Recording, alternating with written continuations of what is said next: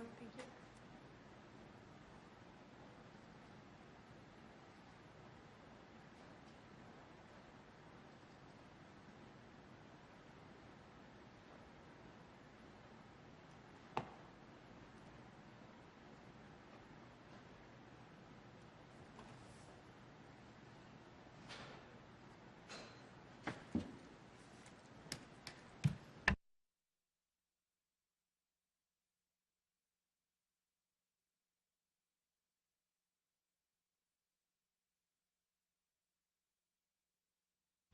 Test.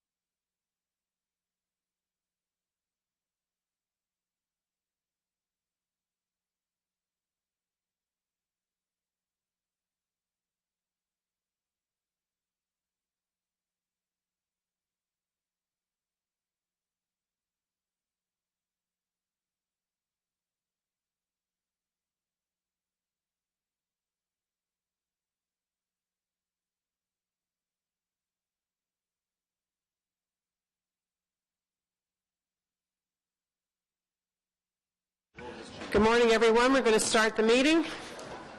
Please have a seat.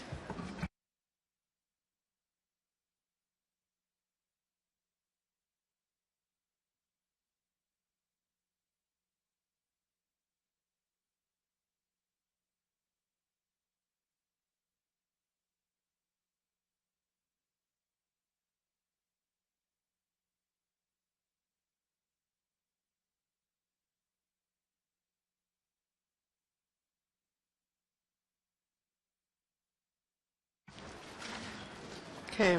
This is a public meeting to consider the proposed comprehensive official plan and zoning bylaw amendments listed as items 1, 5, and 6 on today's agenda. For the items listed above, only those who make oral submissions today or written submissions before the amendments are adopted may appeal the matter to the Ontario Municipal Board. In addition, the applicant may appeal the matter to the Ontario Municipal Board if Council does not adopt an amendment within 120 days of receipt of the application for zoning and 180 days for an official plan amendment. And as I think most of the people in the room know, and if you don't, there's a comment sheet over there where you can leave comments, or if you would like to speak, you can let us know at the desk over there. So welcome, everyone, to Agenda 18, the second last planning committee of the year, our first year this term for many people on this committee. Any declarations of interest? None? Confirmation of minutes of November 10th. Any changes, or are they carried? Carried? Okay, we are holding item number 1, which is a zoning bylaw amendment for 175 Main Street. We have a presentation and we have speakers.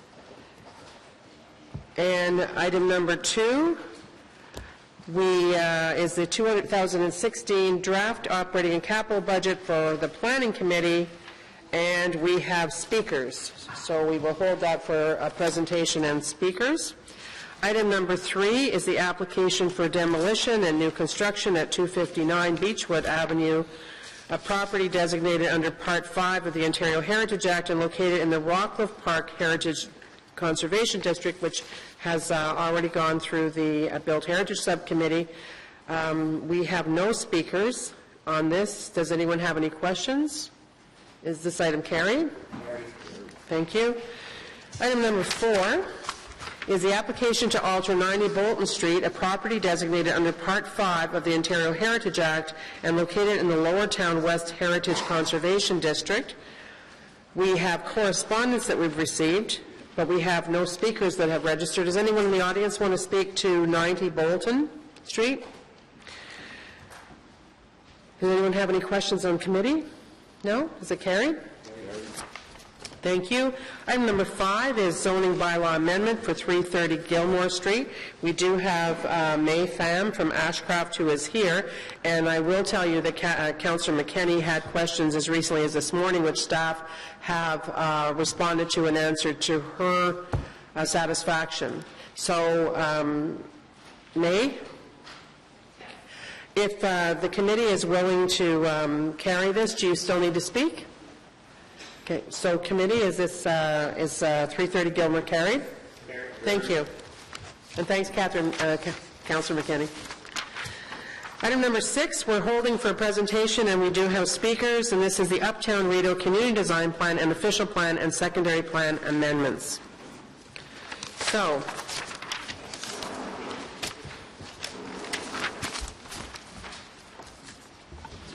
we'll go back to now to Main Street, and I'll ask Erin O'Connell as our planner to come forward. And I see Doug James with her and Don Herwire. And I have some introductory comments to make. Planning for development of the Oblate lands, now known as Greystone Village, is an exceptional example of people working together to build a better city. Le changement des terrains des Oblates, maintenant connu sous le nom de Greystone Village, est un parfait exemple de ce que peuvent réaliser des personnes qui conjuguent leurs efforts afin d'embellir la ville. There no doubt was community anxiety about what would become of the Oblates property, such a large parcel of land and such an important part of Old Ottawa East. But residents, developers, the ward councillor, and city planning staff have brought this planning effort to a successful conclusion. It began years ago with the community design plan for Old Ottawa East. People knew there would be development pressure in this sought-after neighborhood. The many meetings and discussions shaped the intensification into something that would bring a lot of building while respecting the existing neighborhood. In that 2011 plan, we have a vision for protection of heritage, protection of natural areas, and compact, sustainable, pedestrian-oriented development. When specific building proposals followed, the developers chosen to build on this land, regional group and domicile developments worked with the community. We saw intelligent questions and comments from the community association and residents about the building proposals and thoughtful responses from the companies and city staff. We thank the volunteers of the Old Ottawa East Community Association, the staff of the private sector companies, Councillor Chernchenko, and our planning staff, led by Planner Erin O'Connell, for all their efforts, including as recently as this morning, I hear.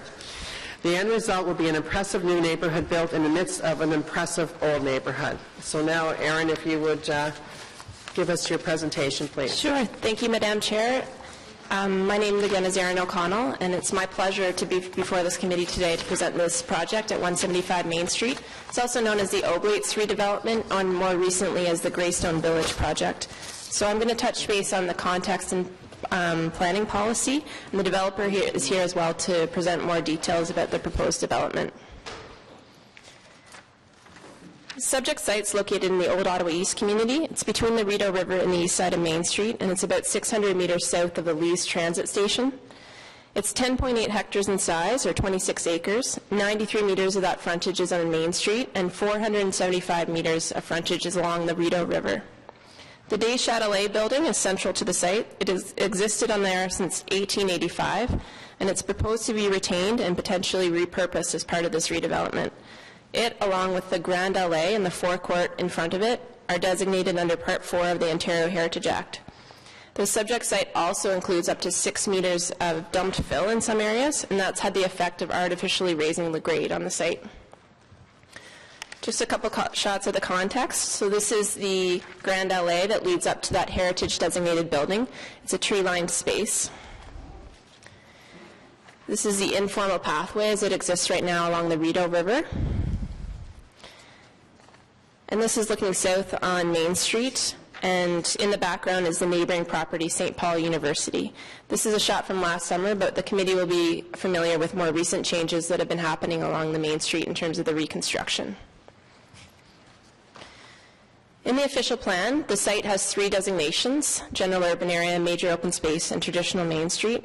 Generally speaking, our official plan talks about continuity of street frontages, allowing the built form to evolve through architectural style and innovation, accommodating the needs of a range of people, and maximizing opportunities for sustainable transportation modes.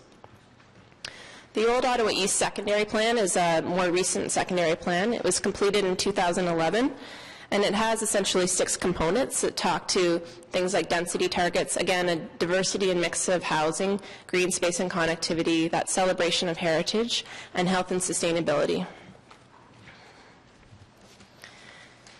A demonstration plan was prepared as part of the community design plan that went hand in hand with that secondary plan. And that has been prepared to illustrate how the precinct could be developed. This is an important aspect of what we're here to discuss today. In that community design plan, the demonstration plan indicated that land may not develop precisely as indicated, but the purpose of that demonstration plan was to provide guidance for redevelopment of the lands and to establish implementing zoning bylaw on the site. So before we touch base on the zoning, I just want to talk a little bit about collaboration on the site. There's been extensive public consultation by the applicant and a lot of pre-consultation with city staff before the submission of the application in January of this year.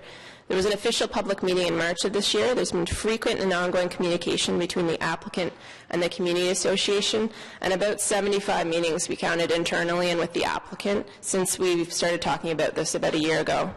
There's been a lot of discussion about this project, and openness and collaboration have been reoccurring themes towards this, and as the chair mentioned, as recent as yesterday morning when we met with the community association to resolve an issue. So this is the concept before us today, and again, the applicant's here to discuss some of the details and answer questions about specificities. The draft plan of subdivision has been approved on this site. So that was approved and through the appeal period on October 22nd of this year. So that draft plan defined the blocks on the site. It defined the public streets, the park area, and anything to be dedicated to the city as public lands. So what we're here today to contemplate is the implementing details of that plan of subdivision through the zoning bylaw. This is the existing zoning as it's in place right now on the subject site. And we can come back to this if there's questions. And this is the proposed zoning on the subject site. And generally speaking, what the proposed zoning has done with the existing zoning is shifted some of the boundaries of existing zones. It's zoned the lands to be dedicated as park as open space. It's lifted an existing holding symbol, and it's introduced a residential first and third density zones to the site that weren't contemplated initially. So in summary, the project before us today is consistent with the existing policy context. It's a concept that will result in intensification in a largely low-rise built form, and there's significant benefits for this community as a result. And as such, the department's recommending approval. Thank you. Thank you very much. So we do have speakers, but do we have questions from committee first? No? Okay, I'm going to ask Erwin Dreesen. Are you here, Erwin? I didn't see you earlier. There you are. Come forward. Thank you. Thanks for your submission this morning.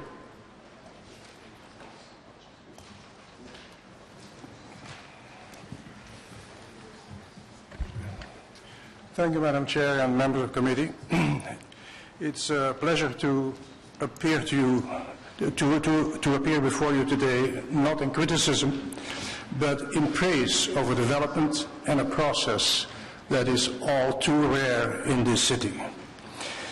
The Green Space Alliance, for whom I speak, watched this development but did not intervene because there was vigorous and effective representation by the local community, the old Ottawa East Community Association. The staff report makes it abundantly clear that it was the community association that was driving the deliberations with the developer. The reality is this: the community identified the potential for this land even before the developer bought it. The community owned the community design plan, which is as it should be. What's more, and this is something that we have advocated should always happen, the community design plan was turned into a secondary plan and a zoning bylaw at the same time.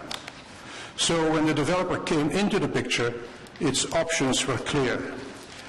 And credit goes to Regional for realizing that a better way than confrontation and antagonism was dialogue and cooperation. Fruitful discussions ensued, compromises were made, the dialogue will continue into the finer points of implementation. We can only hope that Regional will adopt the same attitude of openness and dialogue in its proposals for the former Reamer and Idone lands south of Leitrim Wetland. We have extended an invitation to dialogue, but it has not, so far, it has been rejected.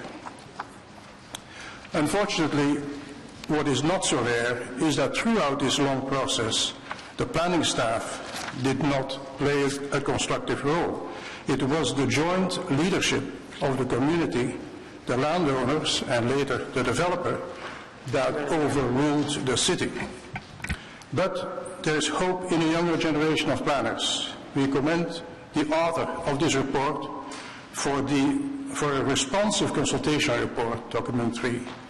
And this is in sharp contrast, for example, to the report on consultations that the public got to see on the wildlife protection during construction protocol that went through Planning Committee and Council recently, and which gave absolutely no information about what anyone had to say. And I especially point out the intelligent response to the Garden City movement comment that was made. So the question is, will lessons be learned from this? One would hope so. Strong community involvement is critical. The city's consultation and planning process should be structured such that such involvement is encouraged and assisted. Codifying the community's preferences into legally binding documents is essential. And the lesson for the development industry is that dialogue and a rational deliberation gets you farther and results in winning solutions. I thank you. Well, I don't see any questions, and I'm not about to sit here and let you lambaste the staff on this project. And so while you're entitled to use that time in your 5 minutes you have to do that, I'm not going to accept that. And I would suggest that the people that have been involved in this are going to speak as highly of the staff as you did of the community. If the staff speaks highly of the community, I was speaking with Mr. Pope this morning and the developer. I thank you for coming out today. Thank you, Mr. Dreesen. Next up, we have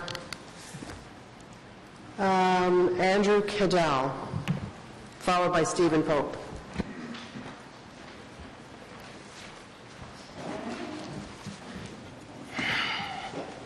Sir, you have 5 minutes. Thank you. Merci. I appreciate the opportunity. The population of Ottawa East is composed of a variety of people, many from far away and others from close by. I happen to be from Montreal, and I served as a councillor in Montreal West, which is a community of about 5,000 people. I was responsible for signing the building permits and responsible for public safety in that town. So I know a little bit about these issues. And I live at 122 Glenora, which is very close to the Main Street development. I perused the document, the planning document. I find it wanting on a number of counts. So I want to go over those points. First of all, access and egress. In the document, it says that issues of access and egress were raised. However, in the response, it only mentions that access is acceptable. And I'm worried that egress is not, has not been dealt with. In fact, when you look at the development with the river backing the land and no roads flowing through the development, there'll be limited access for emergency vehicles and less egress for residents. So, as I say, this was raised as an issue, but it was not, there was no response identified. This development could be subject to fire, earthquake, or floods, and there's nowhere for people to go. If there's an emergency, this would be the responsibility of this committee to be considering. Architecture. Can I go to the slide, please? I have there. Yeah, so if you go to slide 1. Sorry about this. Okay, so you go to the first slide. There's next one. So, architecture. Well, Old Ottawa East is known for its variations in architecture going back to the early 20th century. In the recent past, our neighborhood has seen a plethora of unattractive box-type modern housing that doesn't really match the traditional design. This development offers more of the same. You can move to the next slide and you can see that this is sort of classic box-type housing. I didn't have enough time to take more pictures, but there are a number of great examples of the box-type housing. A 1980s development next to the Church of the Ascension mimicked the design of the church and actually flows very well. It's won several awards. Why couldn't this style have been emphasized in the development? Planning. The Planning Committee rebuts the concept of the Garden City movement, suggesting that only towns of 30,000 have the Garden City movement. But where I grew up in Montreal West and where I served as a councillor, we only had 5,000 people, and we were a very good example of the Garden City movement. And in my neighborhood, which is about 26 acres, about the same size as this development, that flowing of green space, Main Street, and similar architecture was followed. So I think that rebuts the planning document's points. Height. In the document, it says that the maximum will be 32 meters, by my calculation about 115 feet. Now, in some of the buildings, it's supposed to be 6 stories and some 9 stories, but I'm not exactly sure whether those are fixed in stone and whether there might be variances requested so that 6 will become 8 and 9 will become 11. So I'd like the committee to commit themselves to the submitted height limits of 115 feet or 32 meters. Finally, language, and if you can switch to the next. In a neighborhood that's significantly Francophone on land owned by a Francophone order, there's very little visible presence of French. As a bilingual Anglophone, I found it astonishing that one of the developers told me at one of the consultations that this is Ottawa and you don't need French. This, 50 years after the B&B Commission and 30 years after the passage of the Ontario French Services Act. La Grande Allée in Quebec City is one of the great streets of our country. Transforming it into the Grande Allée North is a slight to francophones and to the heritage of the Oblates.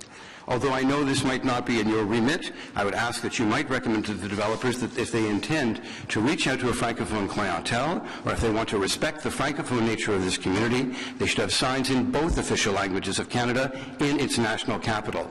I've offered to assist in translation if the developer requires it. The issues I've raised of egress, design, height, green space, and language can be fixed. All it takes is for you to ask for some changes. The development is planned for the next several years. There's enough time to make recommendations and have the planners come back with new criteria for developers. If this plan goes ahead, it will be another one of those projects that critics love to use to prove the lack of imagination and style in the national capital. There's so much potential in that space for something robust, beautiful, and still profitable. If it's ugly, dense, and inappropriate, the people of Ottawa East and this council will have to live with the regret of what might have been for a long time to come. Merci, thank you, and I'm open for questions in English or in French. Je peux parler les deux langues dans les réponses à vos questions. Thank you. Anyone have any questions? No. Thank you very much for coming forward. Mr. Pope, you're up next. And I would ask staff to make a comment. Did the fire department or any of our emergency services have any issues with the egress?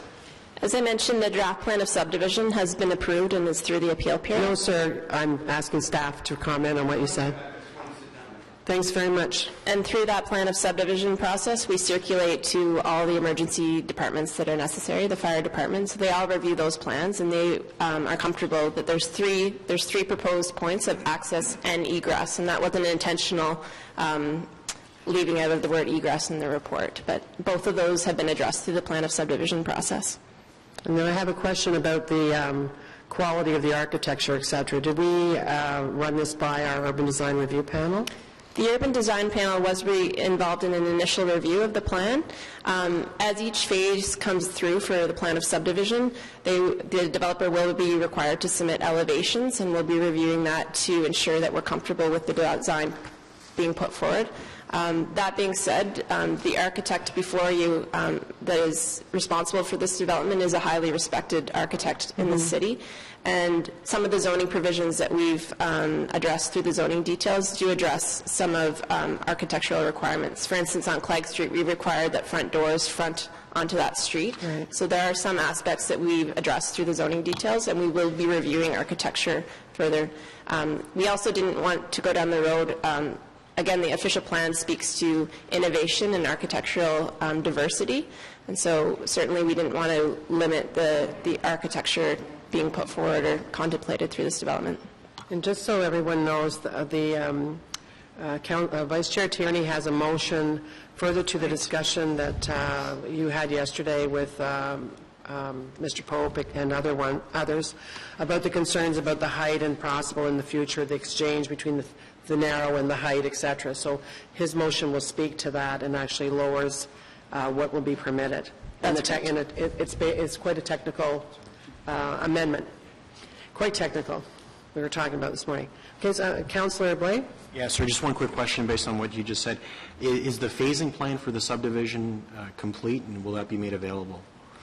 We know what's intended for Phase 1, and it's the majority of the low-rise components on the southern half of the development. So, yeah, I'm particularly, I guess my point is, having gone through a number of subdivisions that have come in a phased approach, getting that phasing plan out to the neighborhood as soon as possible so that people know the order in which things are coming, I think is a valuable exercise. I would suggest, through you, Madam Chair, in this case, it's one where regional has been open from the beginning with the community of what their intended phases are and the staging as the development moves forward. Thank you. Mr. Pope?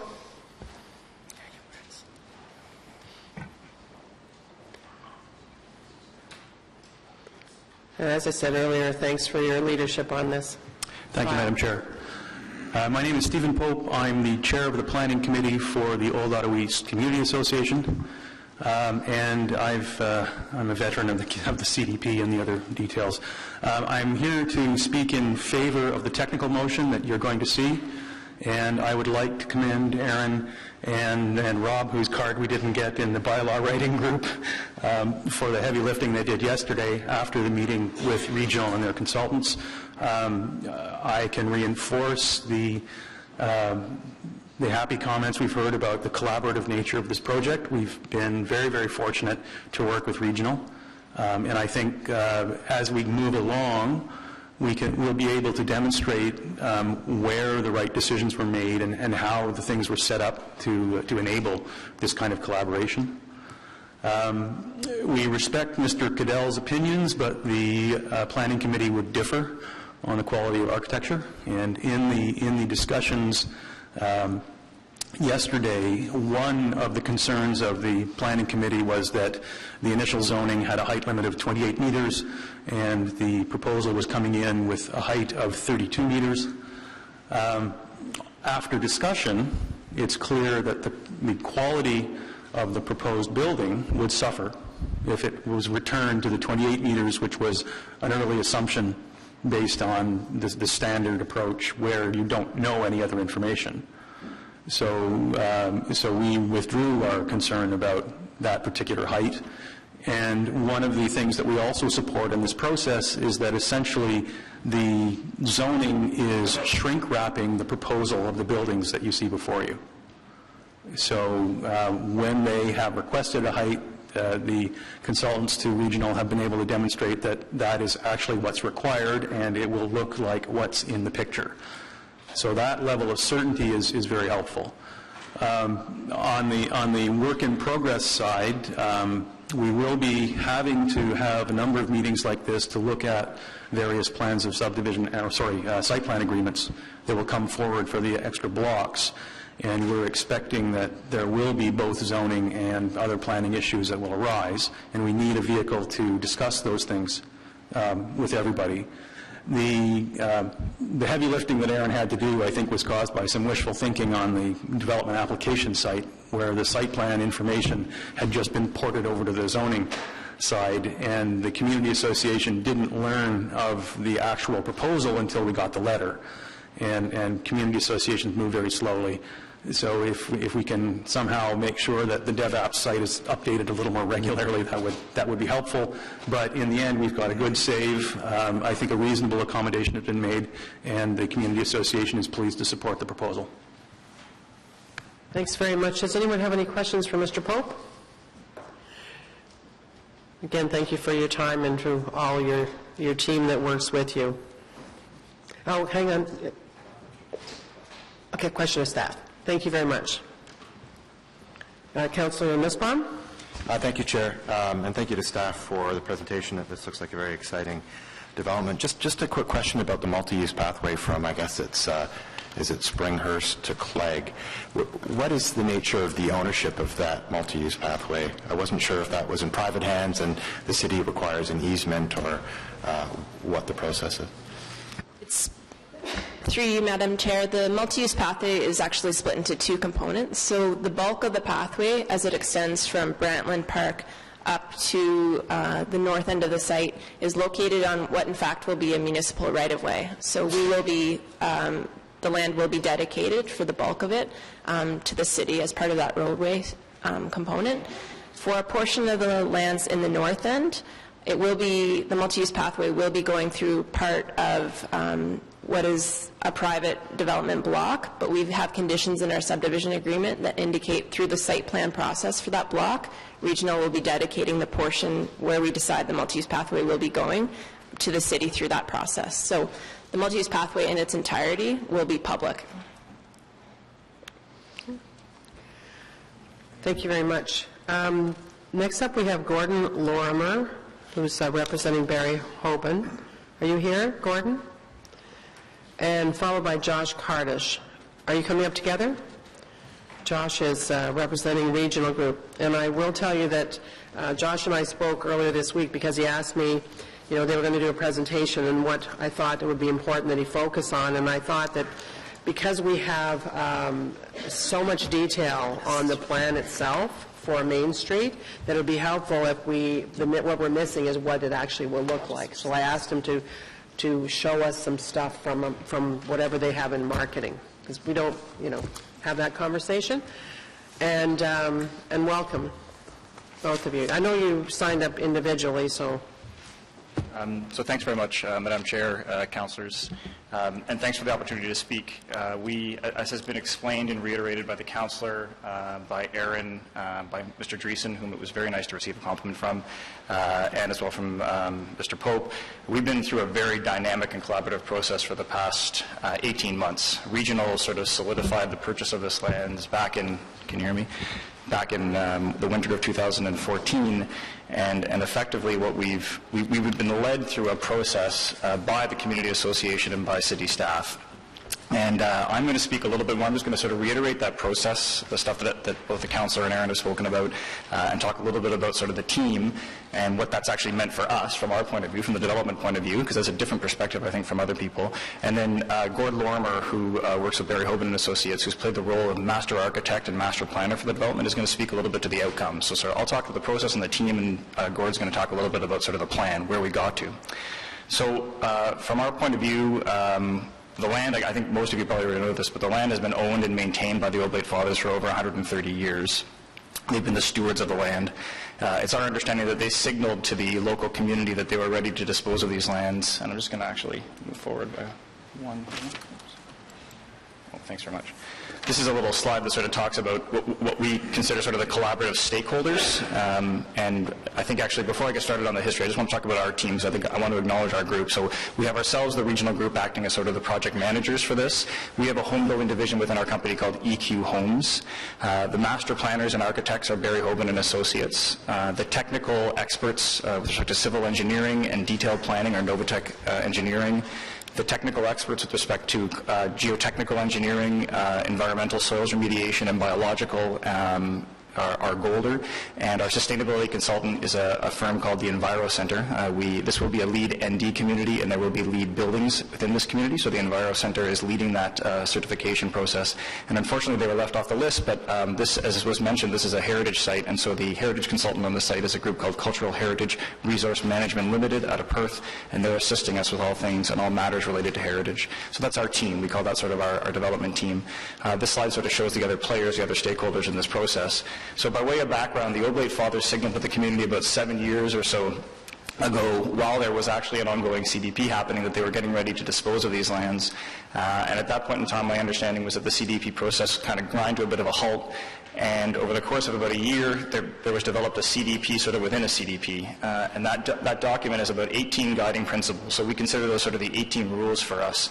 And along with the design plan, or the sort of schematic plan that Aaron showed to the committee, those 18 principles in that plan was really our due diligence. That's what we had to work off of when we first started doing our analysis of the land.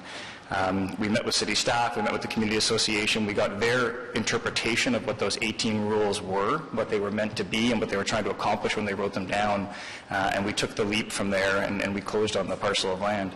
About a week after we closed off on the parcel of land, we got an email from a group they called themselves Sustainable Living Ottawa East, and this is a sort of a group that's associated with the Community Association, whose main goal is to drive sustainability matters within the community, and I think also within the Greater Ottawa area. They invited us to an all-day working session at Carleton University where we were told to listen, not speak. And they brought up a myriad of speakers for about 8 hours on what they believe to be their 4 guiding principles, which are for us to consider low-impact development stormwater on this site, for us to consider affordable housing as a component of the redevelopment of the site, for us to really consider permeability and public access through this site. So really for us that was a push for public roads, not private development, not condominium roads. And lastly, for us to consider district heating as a component of the redevelopment of the site. So the 18 went to 22, and we knew that we had 22 sort of driving principles to deal with as we looked at the redevelopment of the site. So that was the sort of the dynamism of working with the Community Association. And as Aaron said, we've had myriad of offline and online meetings with the Community Association, pub nights and discussions to try and make sure that they understand the process we're going through, that we understood the principles they set for us, and that we were meeting those objectives. And I think, as everybody knows, it's Greece works better than whatever the alternative may be. And it's led to a very smooth process on our end. On the city side of things, long before we even came in with a pre-consultation application, the city encouraged us to have a one-day working session with UDRP as well as their staff members to walk through the plan and technical staff and highlight any issues. We then moved to the pre-consultation phase where we actually had community association members attend and be a part of our formal pre-consultation with planning staff. So all along there's been this sort of collaborative process. Gord's going to show you the outcome of that. If I can just move over one more slide. Oops, sorry, the other way. Oh, thank you. Yeah. So here's So an you example. know, Josh, you are close to using up your 5 minutes. So, Oh, I'm sorry. So Okay. keep that in mind for Gord. Okay, you know what I'm going to do? I'm just going to say, I really want to say thank you to city staff, because it was a long, drawn-out process, and throughout the process, whenever we had an issue, staff were happy to bring in disparate members of the bureaucracy to come in, talk to us, resolve issues. Erin played a great role as file lead. She had wonderful supporting staff, and I wish I had more time because I could add more compliments to that list, but I think it's important that Gord actually walk committee members through some of the highlights of the plan, sort of what we've achieved and what the plan is going to accomplish. I apologize. Can you advance the slide? So as predicted when we were before the meeting, Josh has used up 4.5 minutes out of 5. And just quickly, before Just so you know, you did come up together, but you did sign up separately. Yep. Okay, great. So the A message to everybody else in the audience, okay? Thank you. before you is the design plan for the overall development, and with a lot of words scattered upon it, which are all of these things are things we've tried to integrate into that plan. And that plan is really less about architecture, although architecture is important, but more about the spaces between the buildings. And that plan is really organized around the site legacy, which really already is there. To the left on the image, you will see the alley, which leads up to the forecourt, the semicircular forecourt in front of the Deschâtelet building, which is the center of the site, which has historically been a very formal access to the site, and it forms the design. To the left is the Rideau River and a very informal shoreline and a long tradition of public use of a pathway that links Brentwood Park and Springhurst Park, and a public use through that. And a network that all around this community, which has been well established, which is Old Ottawa East. And lastly, the historic access route that went through Oblates Avenue and once looped through what is now St. Paul University. Those things, those existing legacy elements, have informed the design and created the design. And out of that comes 3 villages that you might call them. A very formal mixed-use center, which is between Main Street and the Deschâtelet building, and then 2 villages, a North Village and a South Village, of residential community with their own petit alley in part of it. Next slide, please. So when I say it's about the spaces between the buildings, this aerial view shows the overall development, and you can see the Grand Alley and the forecourt, which are rededicated as public parks, but also provide a whole pedestrian network, that's the primary artery that leads you through the site and creates public access down to the river. The greenway all along the river, 30 meters of preserved naturalized shoreline.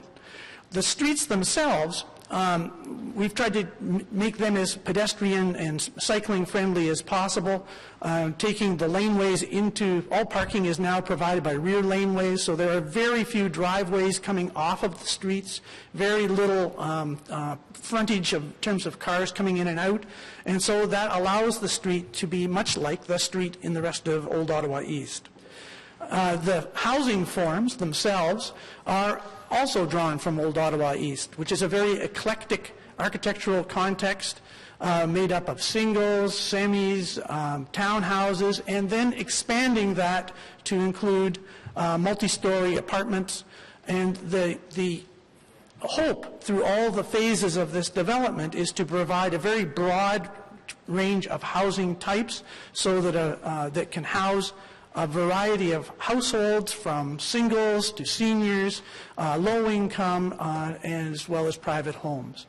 And in closing are the last images. It shows a petit alley providing a network access right through the site down to the river. Thank you.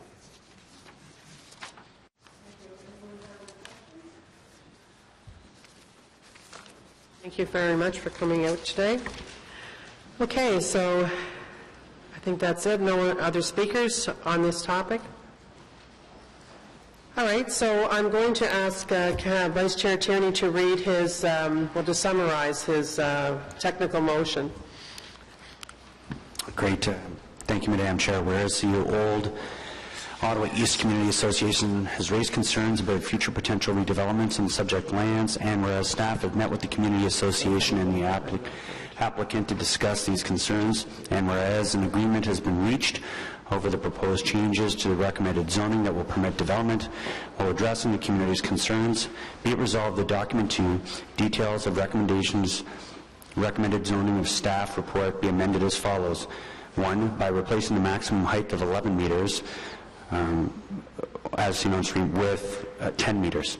2, by changing the legend of map 1, such as areas A and C are now shown as being rezoned to TM XXXX H20 instead of TM H20. 3, by adding new exception TM XXXX H20 with the provision that states the minimum front yard setback is 2 meters and the maximum front yard setback is 3 meters in subsection 1974 continues to apply. And number 4, by adding the following provisions to column 5 as proposed, you can see them all on screen, for the purposes of calculating the maximum permitted building height for the initial construction of the residential use of the building, definition of grading of section 54 to be used. Be it further resolved that there be no further notice pursuant to section 3417 of the Planning Act. Thank you. Any questions on the technical amendment? Did you send a copy to members of the committee? It's on the screen. We just got it this morning. Sure. We'll just give Councillor Leeper a second to review that. The XXXX is yeah, will become real numbers once Council deals with it. It was a good summary.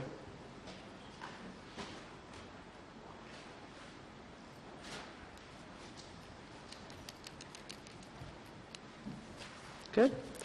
Okay, so on the technical amendment, is that carried? Carried. And on the item of 175 Main Street as amended? Carried. Thanks, everybody. Thanks, everyone in the audience who came out today and all the staff, and certainly the applicant and your team as well.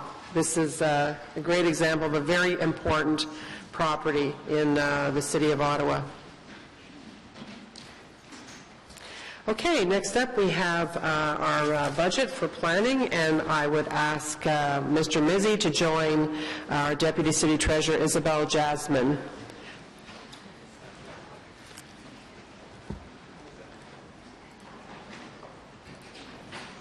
So we're going to have a very short presentation.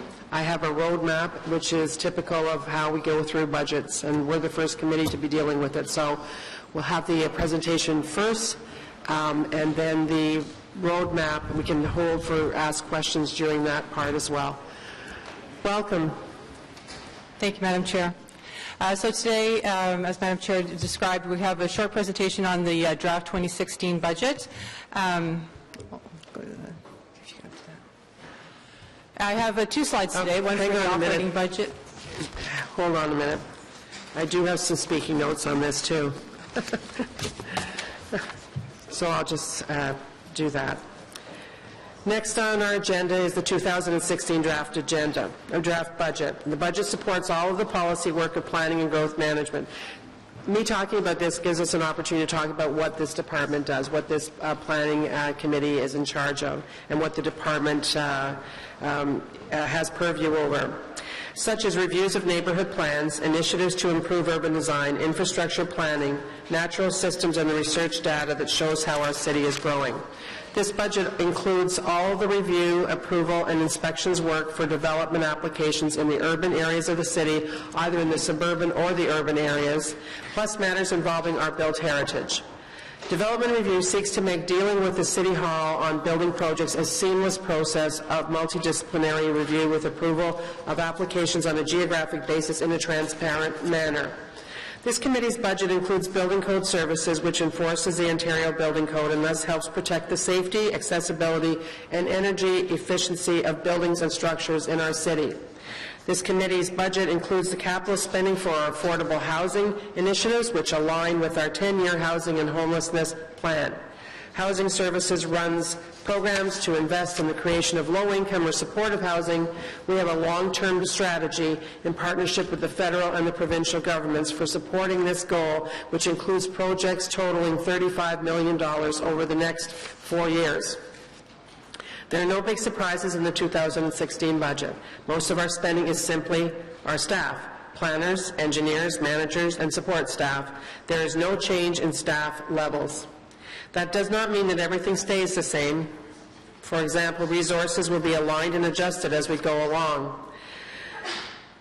Things like the pace of development applications can change the workload. So Mr. Mizzi said about a month ago, we're going to look at right fitting. Right sizing, right fitting, same thing. And it can affect the workload and how the work is distributed. Planning and Growth Management Department delivered a work plan on policy initiatives, a very aggressive one in July. A revised one will be before this committee early in the new year for consideration. And I would just say that it will include work that on this committee that Councillor Nussbaum, Councillor Leeper, Councillor Cloutier, myself, and Councillor McKinney, who's not on the committee, are working on a different and more in-depth relationship with the community. I would say that was fair, and communicating with them in a variety of ways which we are not now. We'll no doubt identify certain policies and projects that have to be addressed as the term of council goes on. As that happens, we will adjust. We'll look for savings opportunities in the way we do business while not compromising the integrity and the public processes of development, review, and planning policy. There are some projects that will proceed in 2016 that are important to the future of Ottawa. The Neighbourhood Revitalization and Redevelopment Program, one we call BBRN, will improve the health and livability of a low-income neighborhood. And we have, as council sponsors on that, we have Councillor Deans, Councillor Kadri, Councillor Fleury, myself, Councillor Vice Chair Tierney, and Deputy Mayor Taylor, I think are the ones on it. And that we will be looking to improve the health and livability of a low-income neighborhood. We're doing a comprehensive review of the city's infrastructure standards. The review will ensure that the city's standards are at the optimum level to ensure public health properly protect the city from risk, and that the services delivered are done so efficiently and economically. That's very important, efficiently and economically. We're doing a study of high-rise design. We've moved that from later on in the term to this coming year because it fits in better with what the other work we're doing, with the aim of coming up with guidelines for developers that will improve these new developments, building on the success of our Urban Design Review Panel, which has done exceptional work. And we're updating the Heritage Reference List and Register, which will provide planning staff, the development community, community associations, and the general public with better information on the city's heritage buildings. So now, Ms. Jasmine and Mr. Mizzi, I'll ask you to make your presentation for the information of committee members and visiting colleagues. We have also the staff of Mr. Mizzi and also the staff from Housing Services in the room for any questions you might have about the housing capital budget. Thank you. Thank you, Madam Chair. So I'm here to present the draft 2016 budget for Planning Committee. And I have two slides today, one for the operating budget and one for the capital budget. I'll start first with the operating budget. As mentioned, what is overseen by Planning Committee is the planning and growth management, expenditures and revenues. Included in that is building code services and affordable housing. In the operating budget, we see $644,000 for general manager, and then business services, $2.9 million for business services. In development review services, we have $13.3 million in expenditures, and that's offset by revenue of $18.9 million. Those come primarily from fees. And included in the budget book, there's a list of all those fees and updates to those fees. Policy development and urban design, $5.4 million, and non-Ontario building code services of $692,000. Included in those expenditures is an offset of about $4.5 million in recoveries. So some of the work that's done by planning and growth management for primarily in the rate area, those recoveries are shown as net of those expenditures. And then there's building code services, which is a fully cost-recovered operation, $17.9 million in expenditures, and the revenue from building permits is $23.3 with a net of $5.3. The $5.3, some of that is to cover off corporate administrative allocations and overhead. So the overall net subtotal for planning and growth is $2.7 million, and for building code services, it's a net surplus of $5.3 to offset the allocations to admin.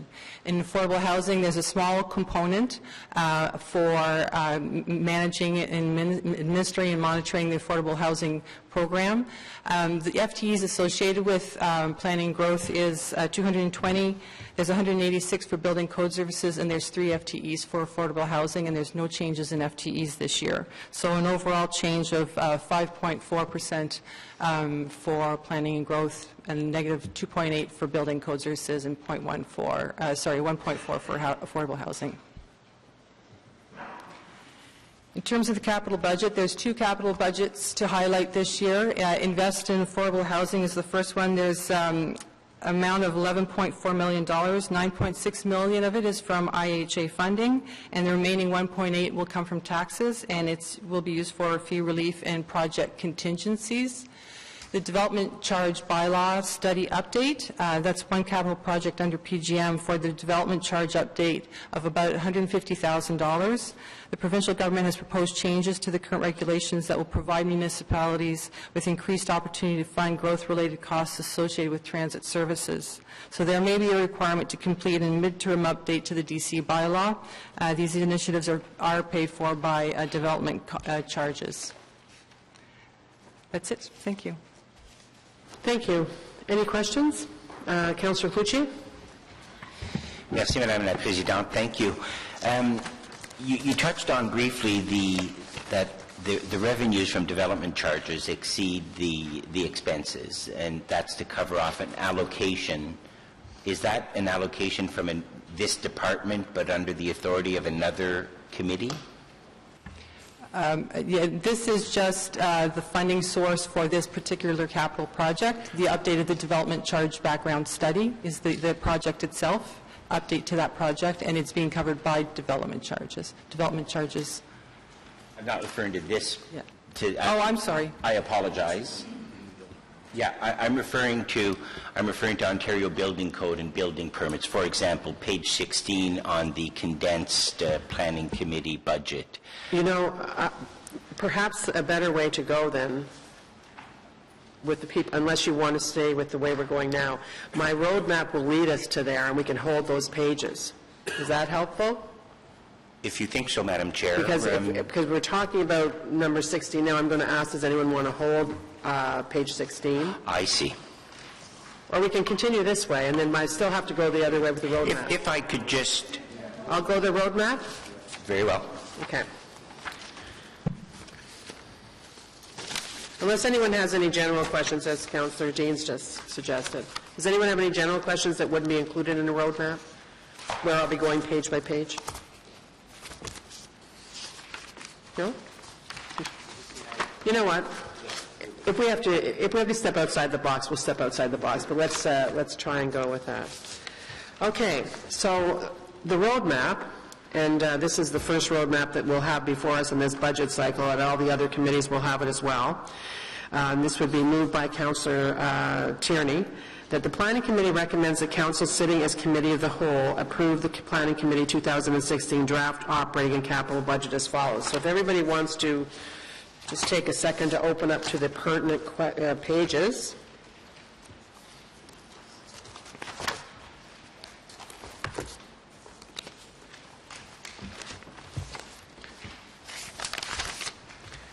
So the first one is on page 8.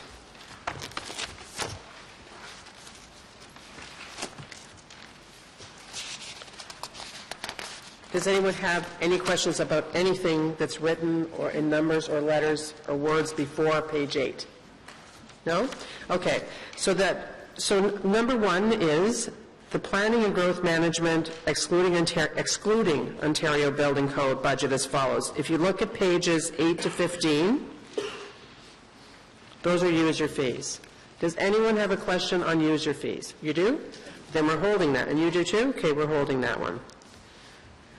Okay, and then B is operating resource requirement is page 7. Does anyone have any questions on page 7? No? Here. Page 7 is the one that is staffing.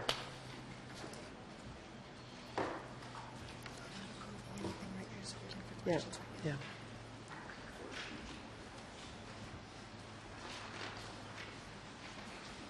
No? Are we good? So we cannot hold 7. I'll ask you for approval after we finish the whole thing. That way, if you do have questions that come from any of the other questions, we'll go back to it. Sure. Building permits are down, planning, generally the market is down for housing, et cetera. Why are we budgeting the same for overtime as we did in 2015 if we know this to be true? Madam Chair, while the number of planning applications are lower than in the last couple of years, the type of applications we've received, an example, the matter that was just before us on Main Street and the matter at the end of this committee on Uptown Rideau, the big urban renewal projects have required just as much or if not more community consultation. The overtime budget is primarily used to attend community consultation or public engagement initiatives. We've kept it more or less the exact same with inflation because we don't see the need for that time to change, notwithstanding that the absolute number of applications are down.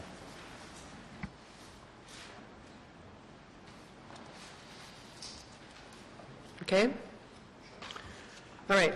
So we're holding the user fees in that section. The next section is the building code services. You can find this pages 16 through 19. And this does include the Ontario Building Code budget. May I ask you a question? I'll hold it. Do you want to hold the operating resource requirement on page 16? Or the user fees, or all of it? No, just page 16, please, ma'am. Okay. Does anyone want to hold the user fees on the building code services as regulated through the Ontario Building Code? No? Okay. And then number 3 is the affordable housing budget. Operating resource requirement on page 20. Operating? No, nothing on operating? It's very small operating. The big part of the operating is in Councillor Dean's department. Okay? And then the Planning Committee Capital Program, page 21, individual projects listed, page 32 and 34. Want to hold that? Yes. Okay. All right, good. So let's go back. I'm going to start with Councillor Cloutier because he had the floor first on 1A, which is user fees, pages 8 to 15. I don't think I You don't have any on that? I don't have anything on that. And Councillor Nussbaum, you do. And Councillor Leeper, you do. Anyone else? Okay. Councillor Nussbaum? Thank you, Chair. Just a question on the user fees. Obviously, the one item that jumps out to the person reading is the increase in the fee for legal non-conforming What page planning are you on? applications. I'm on page 8, and it's just a simple factual question to understand. I'm sure there's a reason why the fees are going up 92.3%. I just thought I'd ask the staff to explain that. Thanks. It's inflation. Madam Chair, I'm not surprised that a question was asked about that particular fee. Generally, if you look through the fees section of our budget, you'll see that on the whole, planning application fees have gone up by about 2%. Essentially, that's an inflationary figure. It's applied at the beginning of the year. The same thing was done the year before. Most of the building code services fees you'll see is zero because we're more than cost recovering under building code. In the case of the fee referenced by Councillor Nussbaum, we actually did an exercise of looking into that fee because it involves a very small component of the staff to determine whether or not we were recovering the cost associated with that fee. In other words, we do the occasional audit or check of certain fees, and in that case, that one was not even close to cost recovery, and so that one was changed. Good. Councillor Leeper? Thank you. With respect to the fees and services for PGM, and forgive me if my math is wrong, but it looks like from 2014 to 2015 we saw a 6.2% drop compared to what we had budgeted. What page are you on now? Page 7. Page 7? Oh, it's okay. So in 2014 we brought in 20.3 million. In 2015, 19.1. So we experienced a significant drop there. I'm sorry, I could not hear the beginning of your question, Councillor Leeper. I'm still hoarse from Assembly's game.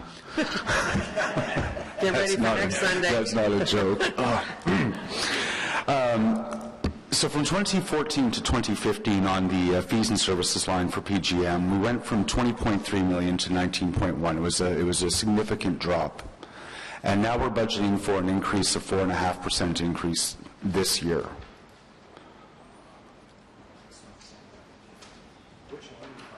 Fees and services and revenues by type. Page 7. No. Is that 4.5% increase over 2015? Is that ambitious? And decrease? In terms of the expected fees to be generated over this coming year, we have analyzed pretty carefully our application numbers going back 3 years. As I mentioned earlier, there's no doubt there's been a downward trend. Part of that trend is associated with, you may recall, this committee and council adopted changes to the site plan control bylaw a year or so ago. We increased the threshold for what counts as an application, in other words, to promote small applications going straight to building permit and not requiring planning input because there was very little value added. That contributed to some of the decline in the planning application numbers. But our sense is that it's flattening out and that we're hopeful in the next year that the number of applications will recover compared to the last 2 years. 2 to 3 years in terms of a decline in numbers is an unusual range when you compare it against the situation of other municipalities. So we're expecting that at worst is flattened out. So you expect at worst flat as opposed to another year of decline? That's what we're hopeful for. As it stands now, we're taking in about 34 applications per month. 2 years ago, we were taking in approximately 48 applications per month. So it's a noticeable decline, but certainly the last few months have shown that that has flattened out. Okay, thank you. Anyone have anything else on the planning and growth management excluding Ontario Building Code budget? Councillor Kadri and then Councillor Hubley. Thank you very much, Madam Chair. Just a question, in terms of page 7, under expenditures of type, it shows a steady increase in salaries, wages, and benefits. Now, I know some of that has to do with COLA increases that, staff did receive. The percentage at the end of 2016 estimate is roughly about $874,000 increase. Is that reflected through COLA, or is that something additional to employees' wages going forward? That also includes the adjustments from the arbitration settlements. So it's strictly the arbitration settlement? And COLA. And COLA, okay. But because you mentioned that there is no adjustment of staff in terms of added positions, right? That's the number of FTEs have not changed. Thank you. Thank you, Madam Chair. Councillor Hubley. Thanks, Madam Chair. I just have a quick question off of page 8. The user fees on the development application gateway feature. Can you tell me what that is? Well, I thought we got right out of this stuff. Developer, when they build subdivisions, they put the gateway features all saying welcome to. Yeah, but are we charging them for that? Is that what that is? Yeah, because it's close to me. Sorry, what are you looking for specifically? This is for everybody, this is about halfway down the page, on page 8. A description of what this is, because my understanding is from the previous term of council, we said we weren't taking on any more gateway features. So if we're charging here to take a gateway, is this money towards the ongoing operational costs, or is that going to be a future budget pressure? Madam Chair, looking at that line, there were no revenues generated in the last 2 years from that fund. I would be partially guessing what we would have historically used that fund for if I was to answer that now, but I could come back and provide you with an answer offline if that's satisfactory. Sure. Thank you. So you can send that out to councilors. Yes, I could provide a response to the entire planning committee. Great, thank you. Well, and all members of council. Okay? Because we have more than just the planning committee here today. Councillor Deans. Thank you, Madam Chair. Mr. Mitzi, were you assigned an efficiency target?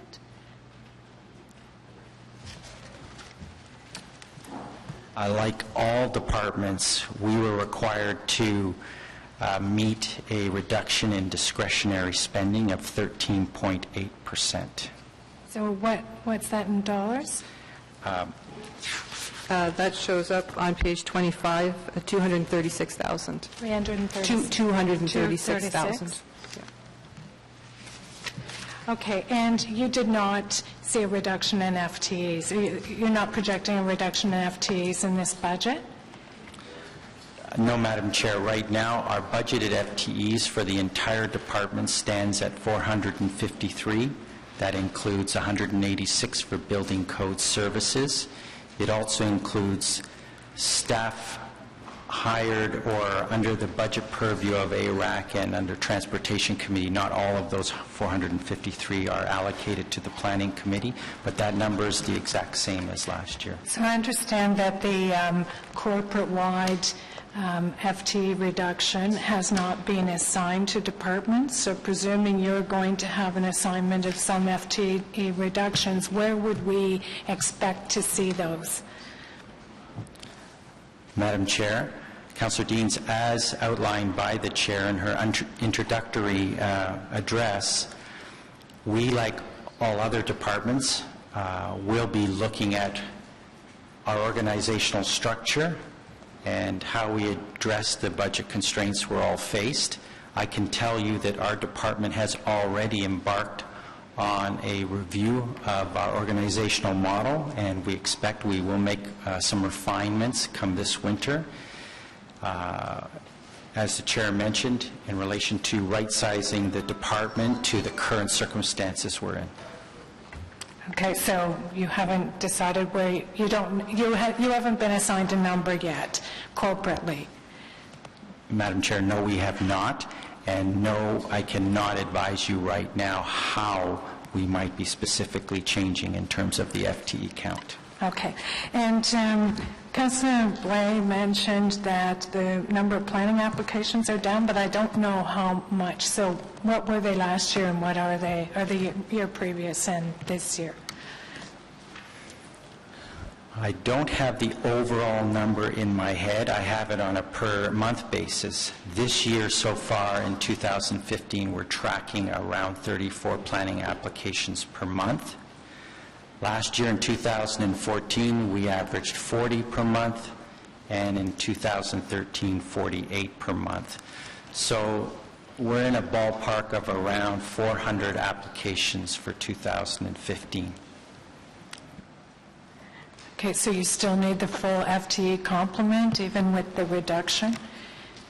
Madam Chair, that is an excellent question, and something, as I mentioned, we will look at this winter, but I do want to say, and it's important to understand this, that The raw number, the number of applications in and of itself is not the most telling number for us.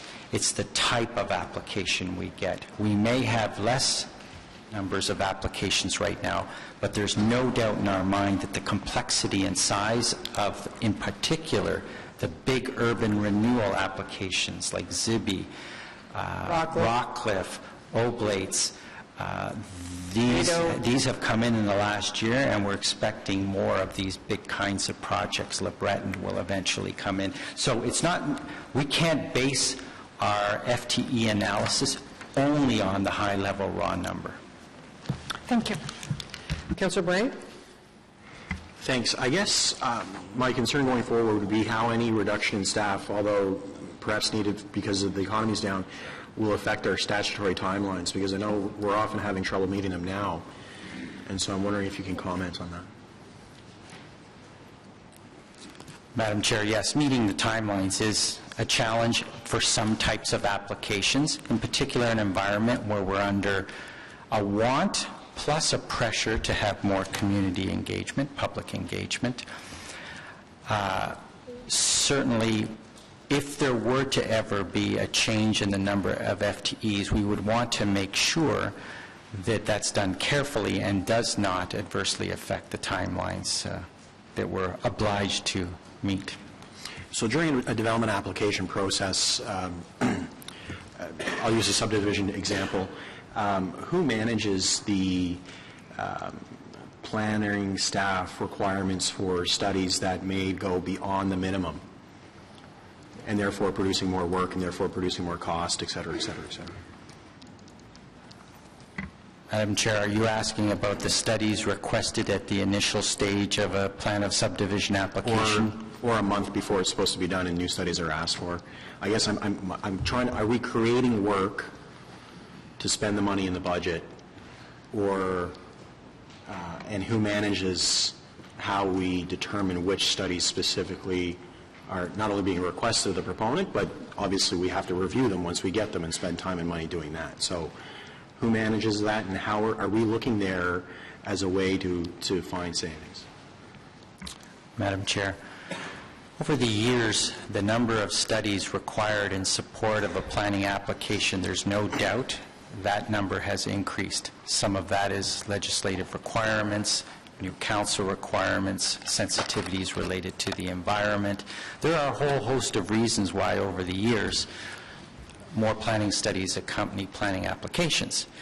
At the pre-application consultation stage, usually the staff, sometimes with the advice or guidance of a program manager, will provide some input to a possible applicant on the type of studies they may be expected to submit with their application.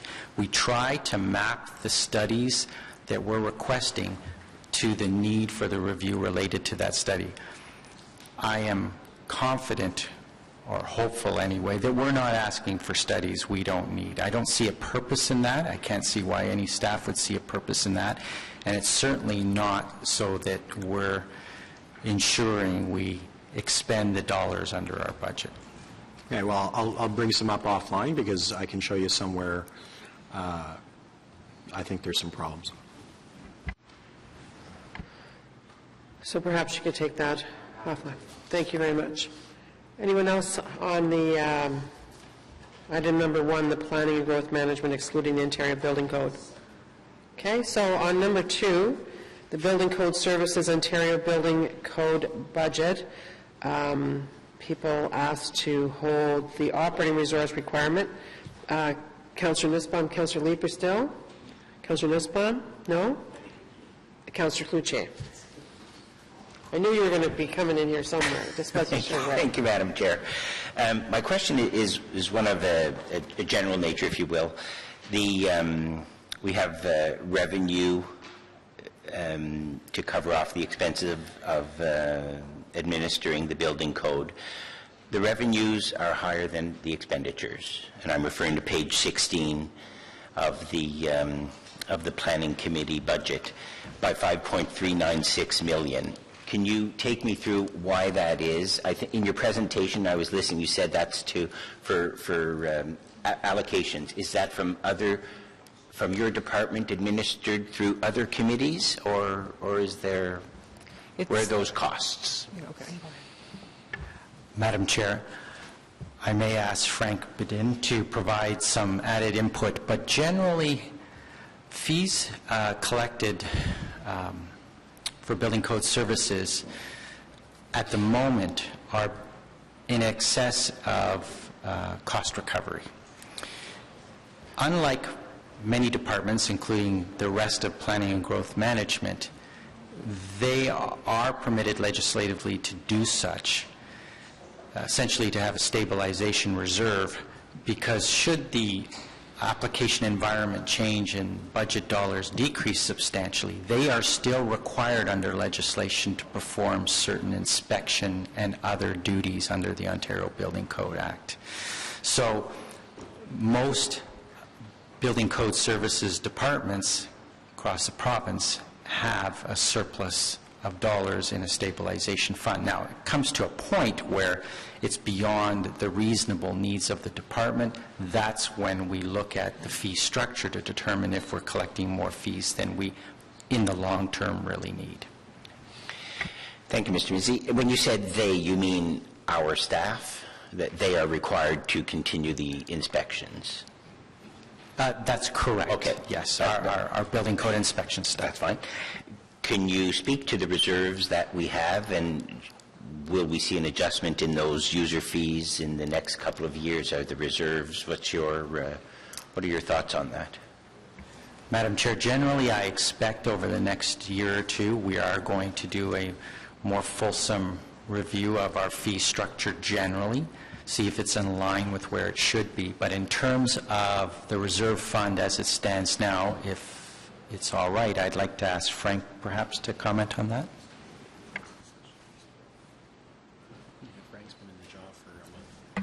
In terms of the various reserves that we currently have, we have three reserves: revenue, stabilization, insurance, and also a capital fund. The expectation right now is that we are currently trending in a little bit softer than we had anticipated, and we are probably going to see a slight movement towards moving some of the funds away from the revenue stabilization fund to be able to cover those costs.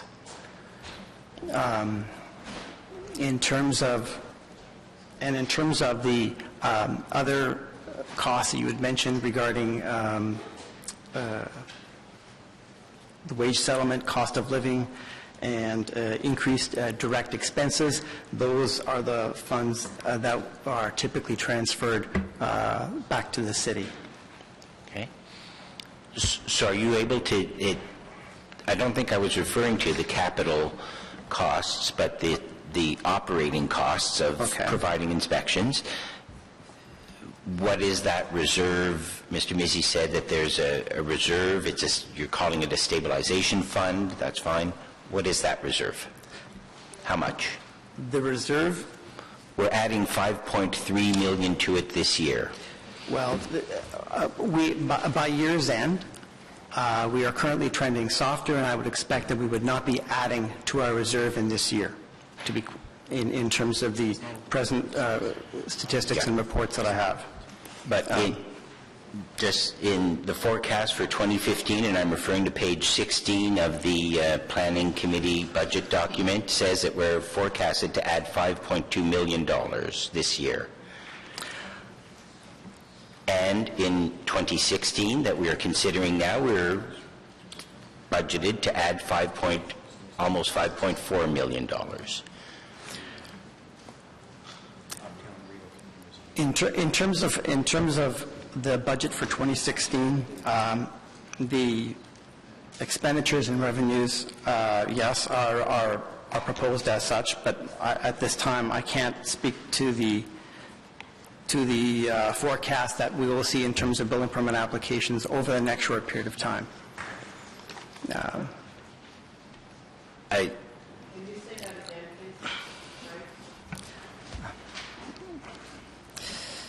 In terms of In terms of the additional revenues that will be moving towards the stabilization reserve, at this time, I'm not aware of what the forecast will be for 2016 at year end. But I think for Ontario Building Code, and I'm referring once again to page 16, the top third of the page, 2016 estimate, 2016 draft budget document, 5.3 million. It's saying that the gross expenditures will be 18 million and that the revenues will be 23 million. That's just what I'm...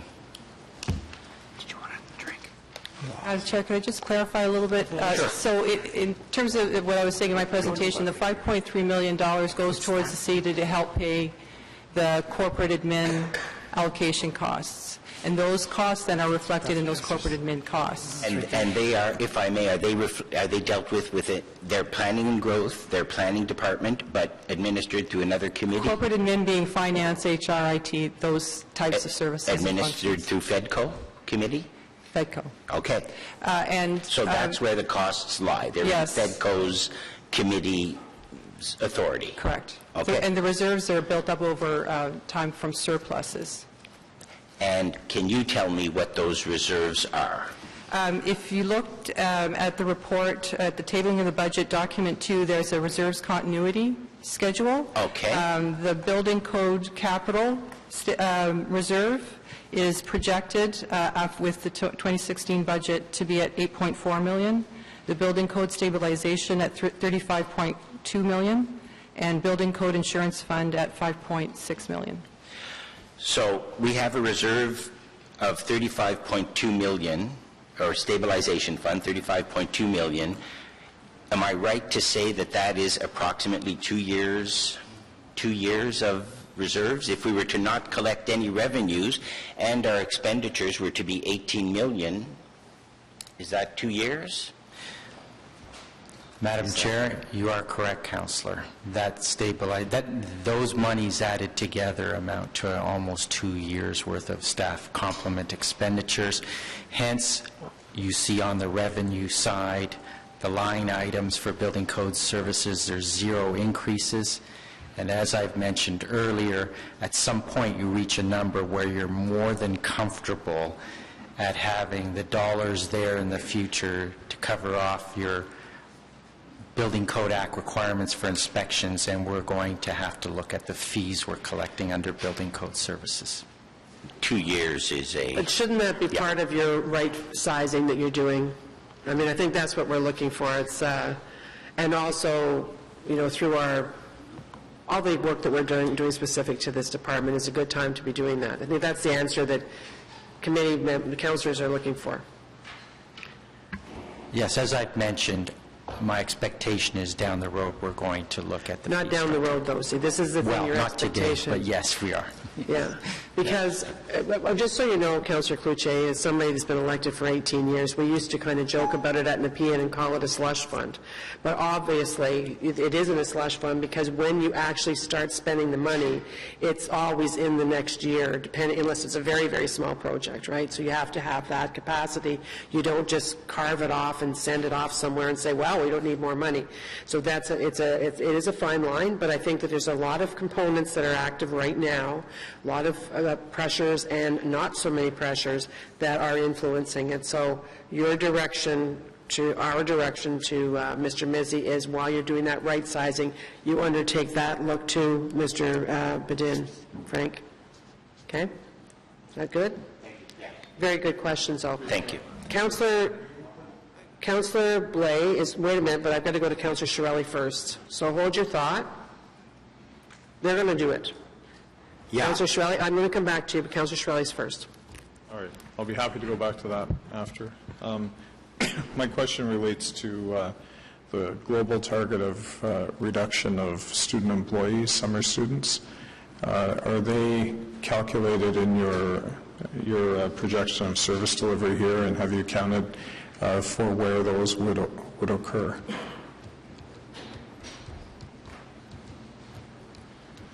Yes, through the through the chair, with respect to summer students, the FTE count of 186 includes our summer student complement. All right, but globally, there's supposed to be a reduction in that. Have you included that reduction? Madam Chair, no, as I had mentioned earlier, our FTE count, full-time equivalent count, doesn't necessarily translate into number of staff at certain times of the year because we can hire students under that full-time equivalent count, and no, that number is the same at the moment, but it is something we're planning to look at through this course of the winter. Yeah, so there could actually be, are you saying there could be a lower FTE count, or you could eliminate students and replace them with people who are paid more to stay at the same FTE count? But let's, and keep in mind that what we're talking about now is the regulated part of our business. So it's not like you can have people that aren't skilled, and in fact, the province has become more and more demanding in the skill set for the people that do the inspections and that sort of thing too. So do you have if you don't have an answer, that's okay, we can come back to it, or if somebody doesn't, we'll go back over to Councillor Blais. All right, I'll get it. If you don't have an answer, okay, go ahead.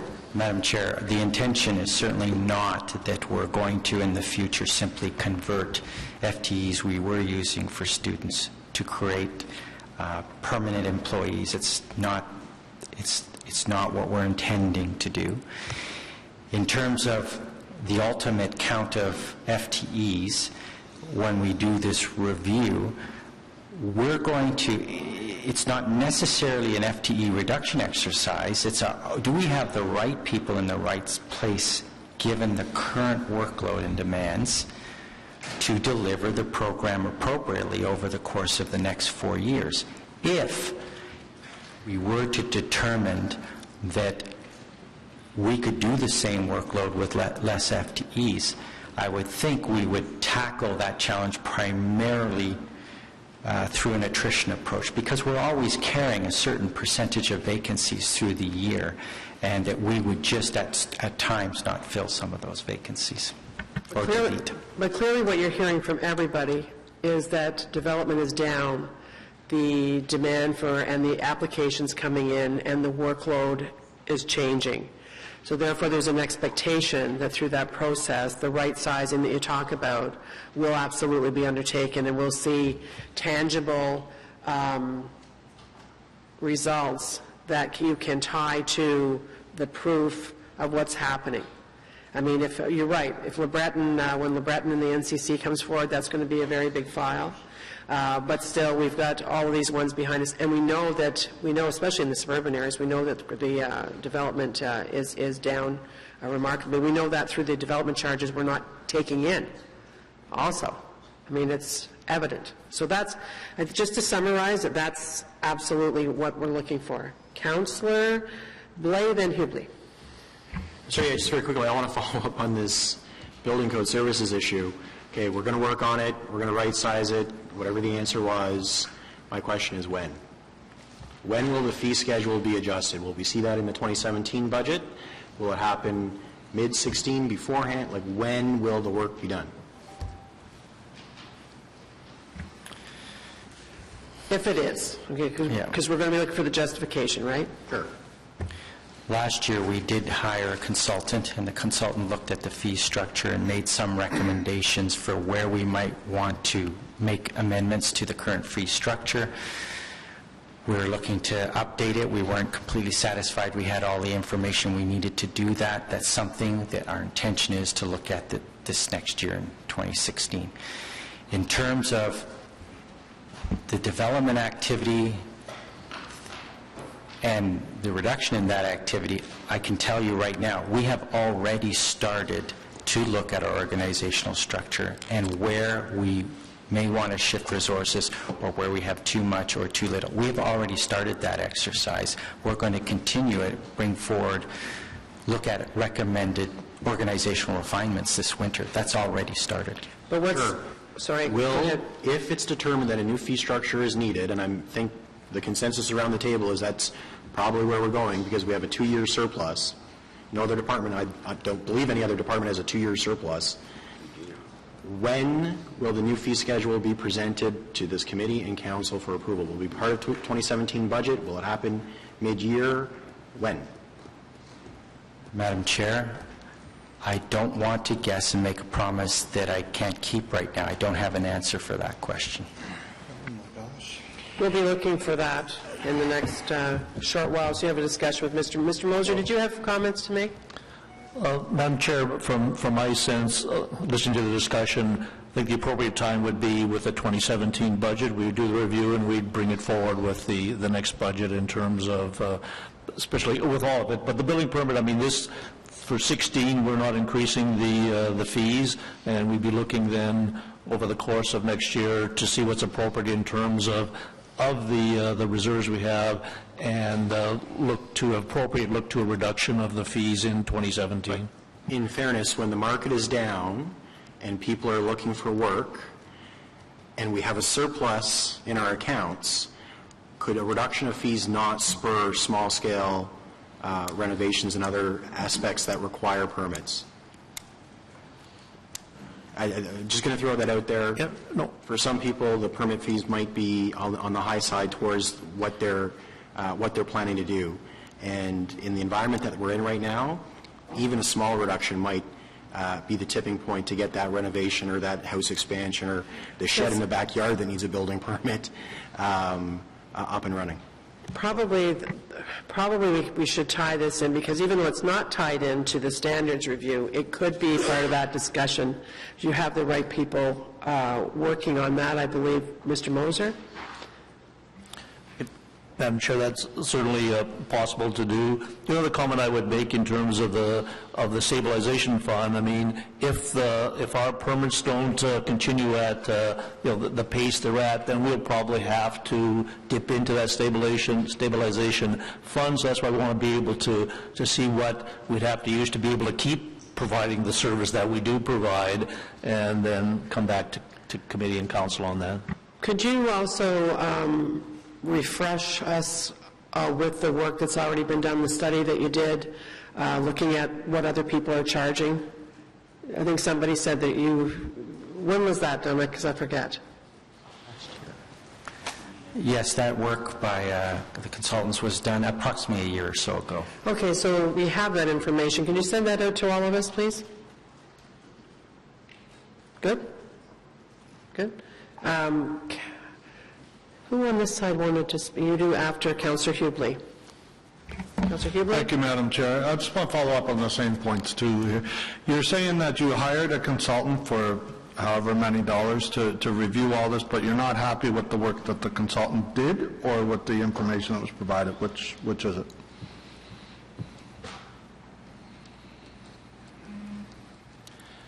Madam Chair, we've been dealing with this issue of fees for a number of years. We've had discussions with the industry in terms of the work that's been done.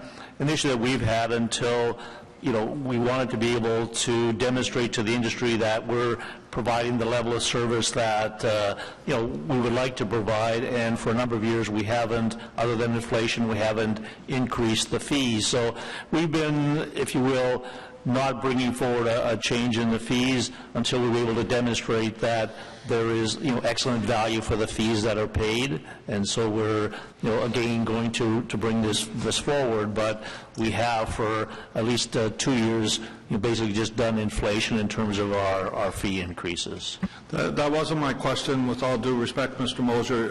Mr. Mitzi said that he had hired a consultant to do the work, and he wasn't pleased with the results. I'm trying to get at what part of it he's not pleased with, because if we've already done the work and it wasn't done properly, then I'd like to know that we're going back after that consultant to recover the funds. If he did the work and the scope of work was not done properly, I want to know what's going to be done to create the proper scope of work, because I have to disagree with you, and I think some of my colleagues will. We are seeing the signs that we have an industry in trouble here that is a major job provider for our city. If we have the opportunity here that we are sitting on, if we have enough reserves to fund the entire program for 2 years, we know the work isn't going to go to zero. So you actually have reserves that could probably keep this program going for a decade. So we've way overcharged. I think we need to take this opportunity and act quickly to provide some sort of stimulus to the industry, as Councillor Blais was saying, that maybe we could get some work going by the next season, which would be next spring. So I would be looking for some sort of direction on possibly a temporary permit holiday, a reduction or something for next season until you can figure out where you want to go in the future with the permits. But to tell me that you're going to look at it later, or what were some of the other comments, down the road, the language I'm hearing here is upsetting me, because I think we need to be doing what we can to stimulate this industry and keep these jobs in our city. So, Madam Chair, I would like to see some very clear direction to come back to us in time to implement some of these changes for next spring, whether they even just be temporary, to spark some work in the next year while we figure this out on a tight time schedule. You know more than anyone on this committee that the work that staff are doing with the industry right now, and you know that the development charge bylaw that we had at council recently, and what we're doing in the interim. So that is ongoing. It's a good time to be doing that. But it would be irresponsible for us to now try to force the wrong decision without the right reasoning on staff. And it's right now we're talking about budget, and obviously we want to stimulate the industry. We don't know that this would stimulate the industry. That's part of a conversation. Who is the industry? Is it the person, like you said, building the outside shed, putting their fence up to give them some kind of a benefit? Is it the larger development industry? Is it the community, the folks in the community? Is it ourselves? Is it ourselves who pay for fees in various departments? We pay fees too.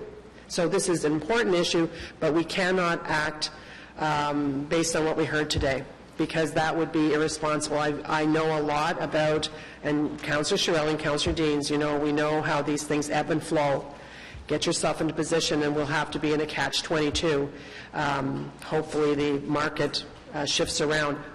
We've got to be very smart about this. So I am not, I think we challenge the staff to come back and give me the timing that would be. I think we definitely need a report. We need the information that recently came before us last year from that report. We need to have, by the end of the first quarter, a very good report on the costs that we have vis-a-vis what our balances are.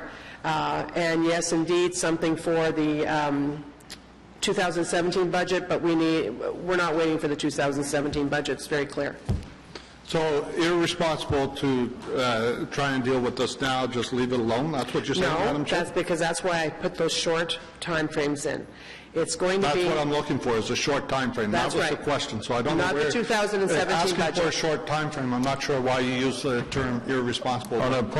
Because we've seen before how these things, if you make a rash decision on something like the money for your building permits and that, it can turn around and bite you right in the butt faster than you would believe. But before we get all tangled up in this, there's other speakers that are speaking. What's your point of order? My point of order is, if we're going to be discussing this is budget time. If we're going to be discussing this, there really should be a motion to change what the budget does, or else there shouldn't be and we should wait. But otherwise, I don't think we should be discussing it without a motion. Well, for example, where I was talking about the irresponsibility, it would be irresponsible if we were all to say, listen, we've got 2 years capacity right now. Let's give a year's break. We're not going to collect... so we can't, that's the decision we can't make What today. we're saying is to look at this and come back in a tighter time frame with what we exactly. can considering these options. Is it an option to stimulate? Now, I'm going back to my question We're that I asked. point of order, first of all. Are you finished with your point of order? Well, that's my point of order. If you're going to be, you're not setting policy here. This is a budget debate. So if you're going to debate this at budget, there really should be a motion to make some room in the budget to do what you're saying, or don't do that and wait till another day. Okay? So a motion to review?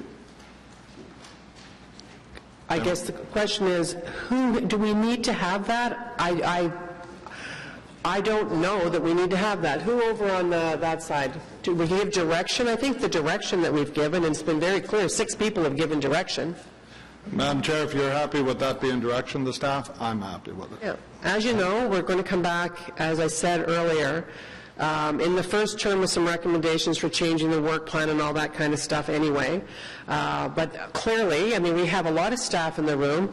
I know, I'm looking at Mr. Moser, Mr. Mizzi, all the rest of Frank and John and everybody else here, who very clearly has heard the concerns of this committee and about the fact that we have a 2-year supply, potentially, of fees.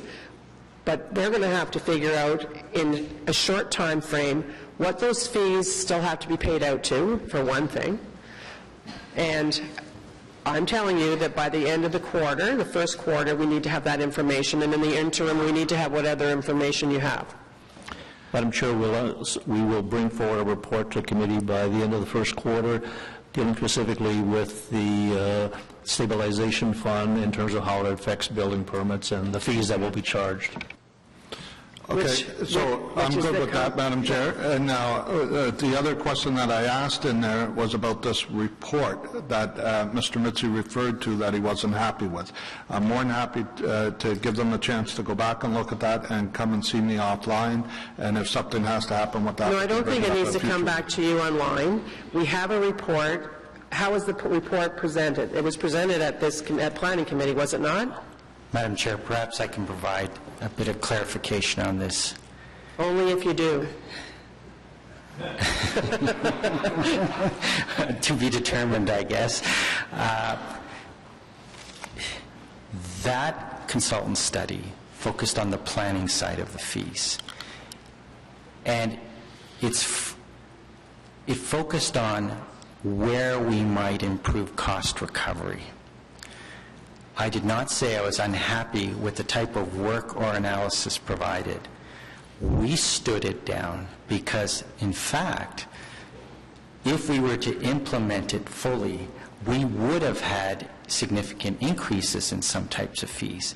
Given we were seeing a lowering of the application base or numbers coming in, we felt increasing the percentage of cost recovery and the size of the fees for some, it wasn't the right time to implement that. So we would revisit that later. Okay, Madam Chair, I'm good. So we're looking for a fulsome report on that.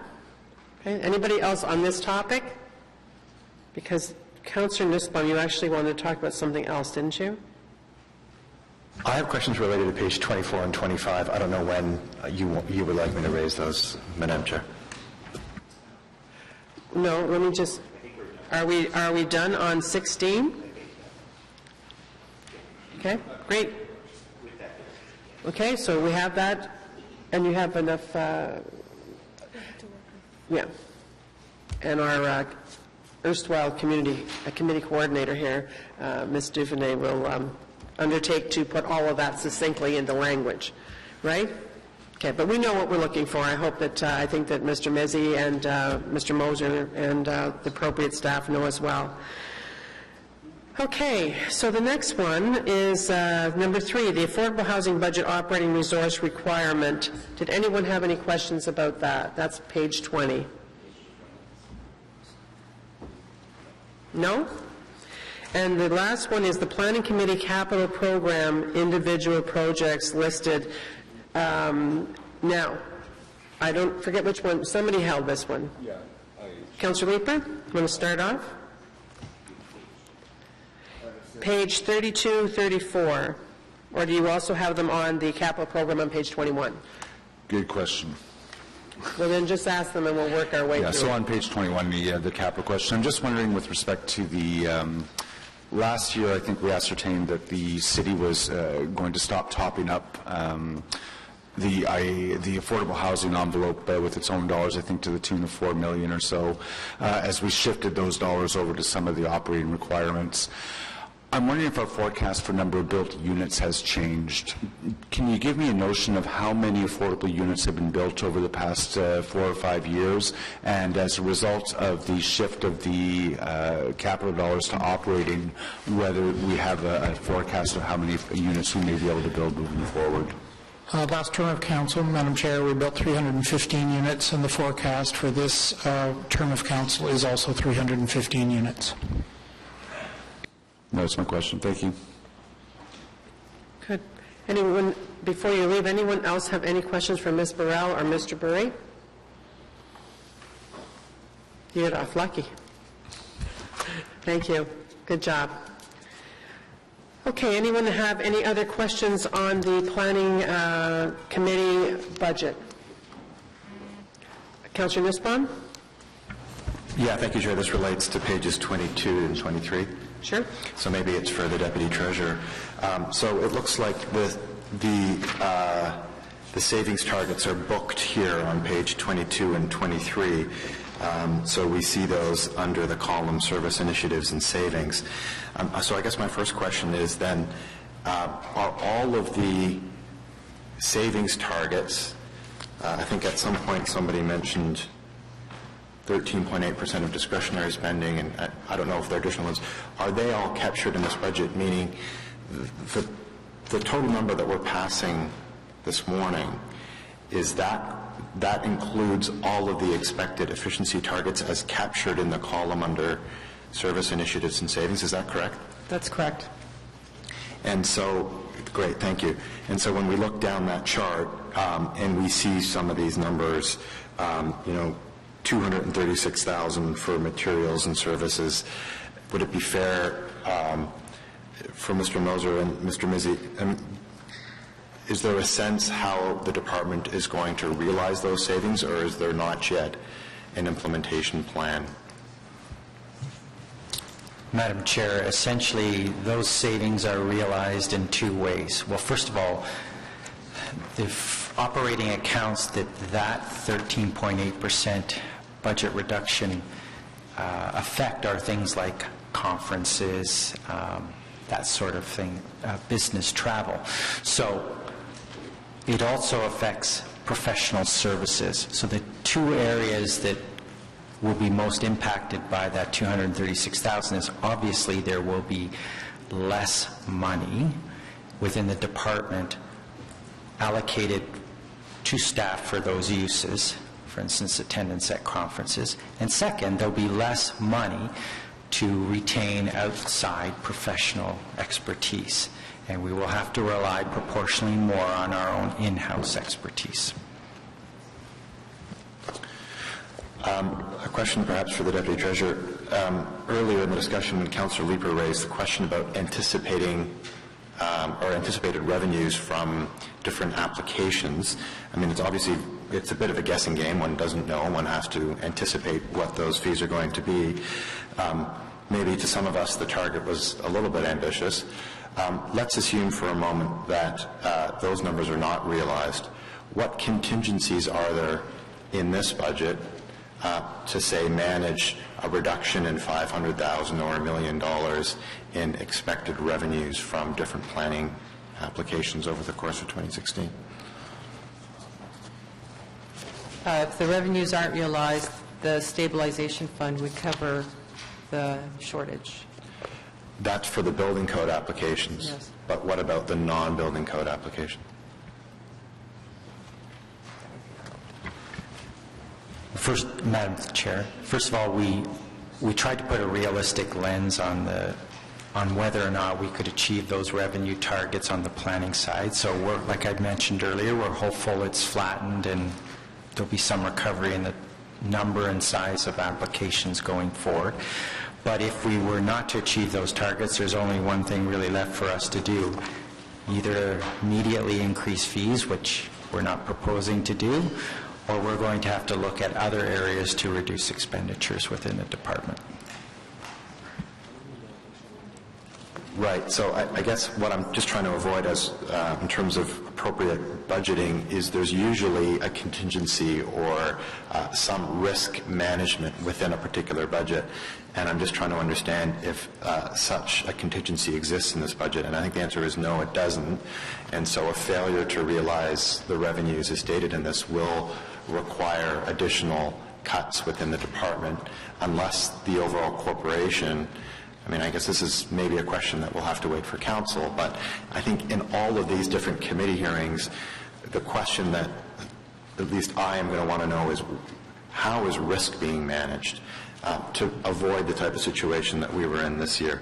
Is there going to be, say, an uncommitted reserve that we can draw on over the course of 2016, say, to cover shortfalls in particular revenue targets? If you want to answer that now, you're welcome to. If it has to wait for council, I can ask it there. Madam Chair, there is no contingency fund per se applicable to the Planning and Growth Management Department outside of the Building Code Services item we talked about. Obviously, it's a question of managing our expenditures and watching our revenues on a month-to-month basis, and we're just going to have to do our best to deal with it as it comes out. Like I said, we believe we put forward a relatively realistic budget. There's probably some internal flex in it in terms of the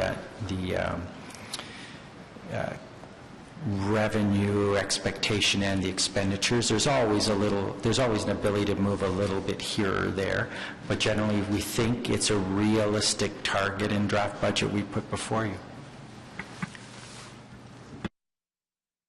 I think that one of the concerns that we always that we have as colleagues at this time of the year, as the front people to the people that live in our community, are that we're not challenging ourselves enough.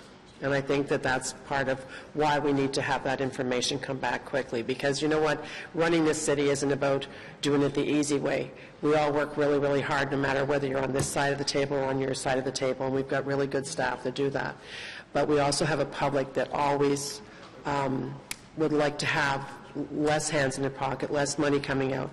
We need to make sure that we're being aggressive and in our case, appropriate with what our needs are. Because we have a diverse amount of work that we deliver, right? So that's a challenge to you. We've got very clear direction on it. Did you have a question? Did anyone else have anything? No? Okay. Where are you now? Okay. So as a follow-up to Councillor Nussbaum's questions, the efficiencies target that we've identified in material and services for PGM, you've mentioned it's coming out of business travel and coming out of professional services. It's an interesting department in that the service that we deliver isn't necessarily a swimming lesson or a snow-plowed lane. It's better planning. And I'm struggling to understand in this budget, as we reduce things like business travel, presumably that's going to be related to things like conferences, research, trying to understand what the state of the art is with respect to planning. I'm looking for some comfort that we can shave back those budgets without starting to fall behind in what the latest thinking about planning is, the latest urbanism thinking. How is it that we're going to be able to reduce that budget and still deliver good planning? Because I'm not convinced that we can. Madam Chair, no, it's an excellent question, and it's something we're challenged with ourselves all the time. Some of the measures we take to address that, where you can't travel, you can always invite, and we've been very aggressive and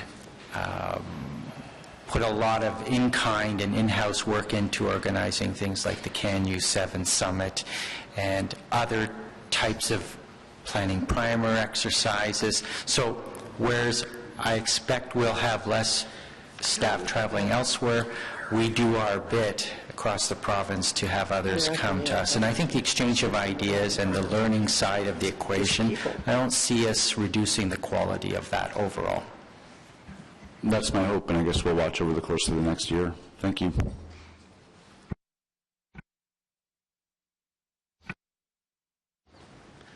All right, thank you. We actually have speakers as well.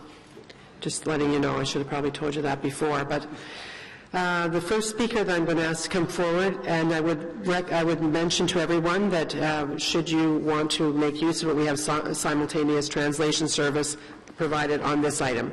Lisa Kerr. Lisa Kerr is here. She is the Executive Director of SALAS. Welcome. And you also wanted to speak. We've got you here twice as the Vice Chair of Alliance to End Homelessness. So welcome.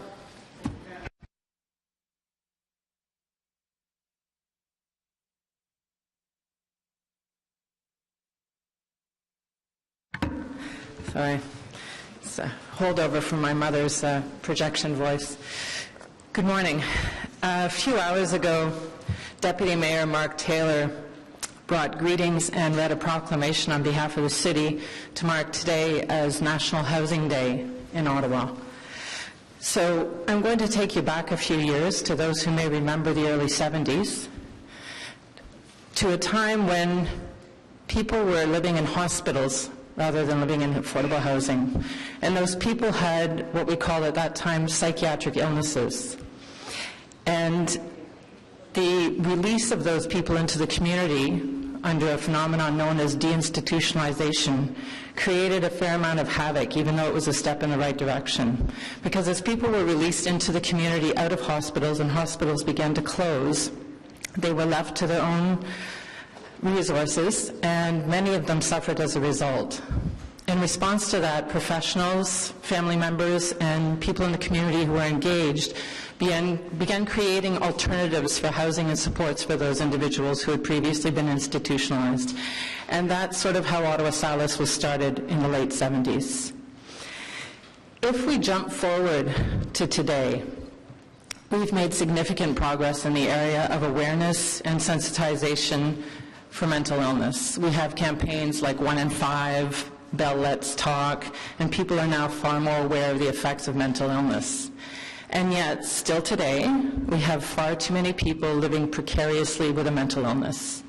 They are either unstably housed, they are unaffordably housed, and far too many of them are actually living in the street. The results of being unstably housed or precariously housed when you have a serious mental illness are that you are not able to manage your illness the same way. And in so doing, you are at greater risk of being hospitalized and at greater risk of self-harm. Hospitals are for people in crisis. They are not for people who are able to work, to volunteer, and to go to school. And that is why housing is so critical for individuals. Supportive housing, out of its roots in the 70s, provides that stability. We are the alternative to institutional life and a life in a hospital. We are also, not coincidentally, able to decrease people's need for hospitalization because we provide that stability. If I were to ask people around the table this morning, or even in this room, what the word home means to you and what your home means to you, you would likely say more than just a roof over your head. Supportive housing isn't just housing and a roof over people's heads. We strive daily to provide a home for people. And a home means many things. In our case, a home is choice in the type of housing in which you live. So if you're somebody who does not want to live in your own studio apartment alone, you can live in a shared environment. If you're someone who prefers greater anonymity, you can live in a large building with elevators and neighbors that you don't even know. You have a range of choices. You also have a range of choices in terms of the support that you need. So you can choose to have an individual case manager, or you can choose to participate in group activities, all with the intent of having a stable life where you're able to manage your illness and be a productive member of society. Affordable housing in general is not just more affordable for the person paying the rent, it's more affordable for all of us. It costs less to society. One of the greatest costs that people incur when they're not able to afford their home is their dignity. Because what they give up in having to rely on others for food, for clothing, and the basic necessities of life is a piece of themselves. And we committed, when we started supportive housing, to give people back what they had lost in institutional living. And that was the opportunity and choice. So I just want to give people a brief reminder that with stable, affordable, quality housing comes choice. If you want to spend your time, your free time, your time for hobbies and pastimes, going to the Y or a community center, and you have a mental illness, you can do that. If you're not quite ready for that type of external living, you can also have very similar activities and programming in the building in which you live, because that's what supportive housing provides. So on behalf of the members of the Supportive Housing Network, I would like to invite all of you to visit the supportive housing providers in each of your areas. We would welcome you with open arms. We would love to share what we do. We would like you to get to know us better. We also would like you to see what the value of affordable housing is in this city. We've been doing it for a long time, and I'm very proud to say that Salas in the last 10 years has evicted one person out of our 13 buildings. We are about stability. And because of the hard work of the staff in the city, we're building our 14th building. 42 new homes for people who are living in shelters and on the street, all of them seriously mentally ill. All of them about to become members of the Salas community, live productive lives, hopefully return to work, return to school, return to volunteering, and returning to participating in this city's life, which is where they all belong. So for us, National Housing Day is not just about housing and units, it's about home. Thank you. Did you have anything more to say? That was well said. Did you capture? Sorry, I went a minute over. Well, but don't forget, you were speaking on lines to end homelessness and on Salas. Oh, sorry, so 4 minutes. Okay. So anyway, so that's why I didn't say anything. Thank you.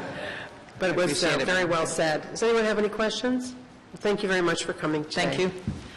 Ray Sullivan, are you here, Executive Director, and Graham Hussey, Development Manager, Centertown Citizens, Ottawa Corporation, and you have a PowerPoint slide deck.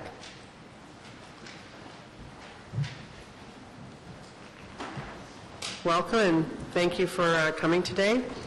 And once we get the slide set up, you have 5 minutes. Thank you.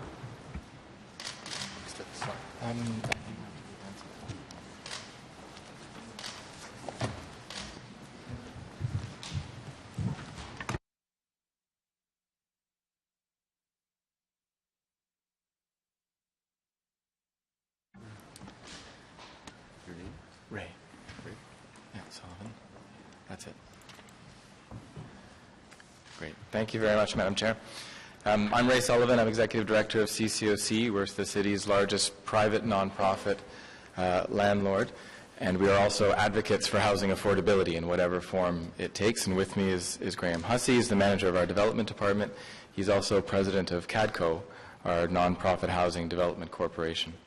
As my colleague Lisa Kerr said, the mayor and deputy mayor earlier today declared today to be National Housing Day in Ottawa, which is great. It's further evidence of the city's strong support for affordable housing. The city, as you know, is also working several years into a 10-year plan addressing housing and homelessness. This is also great. And the community is on board and backing you in this plan. And the provincial government, and in fact now the federal government, is also on board, working toward many of the same objectives. So we're all on the bus now, and we're ready to go. And my concern is that you are inadvertently siphoning the gas out of the tank before we've really gotten out of the parking lot. I was here last February when you were considering the 2015 budget and provided a breakdown of some of the investments of the city and of the provincial and federal governments for new affordable housing development. And in fact, this is the exact same slide that I brought to you last February, not changed one bit, unfortunately. As it shows, there is a base level of funding of about $10 million that comes from the federal and provincial governments through the City of Ottawa, with little shifts in the beginning and ending years of each program wave. In the 2015 budget, the city eliminated the $4 million that it was contributing from its own tax base to supplement those funds to build new affordable housing. And the good news is that you were able to find $2 million from fees collected under development charges to help fill some of that gap.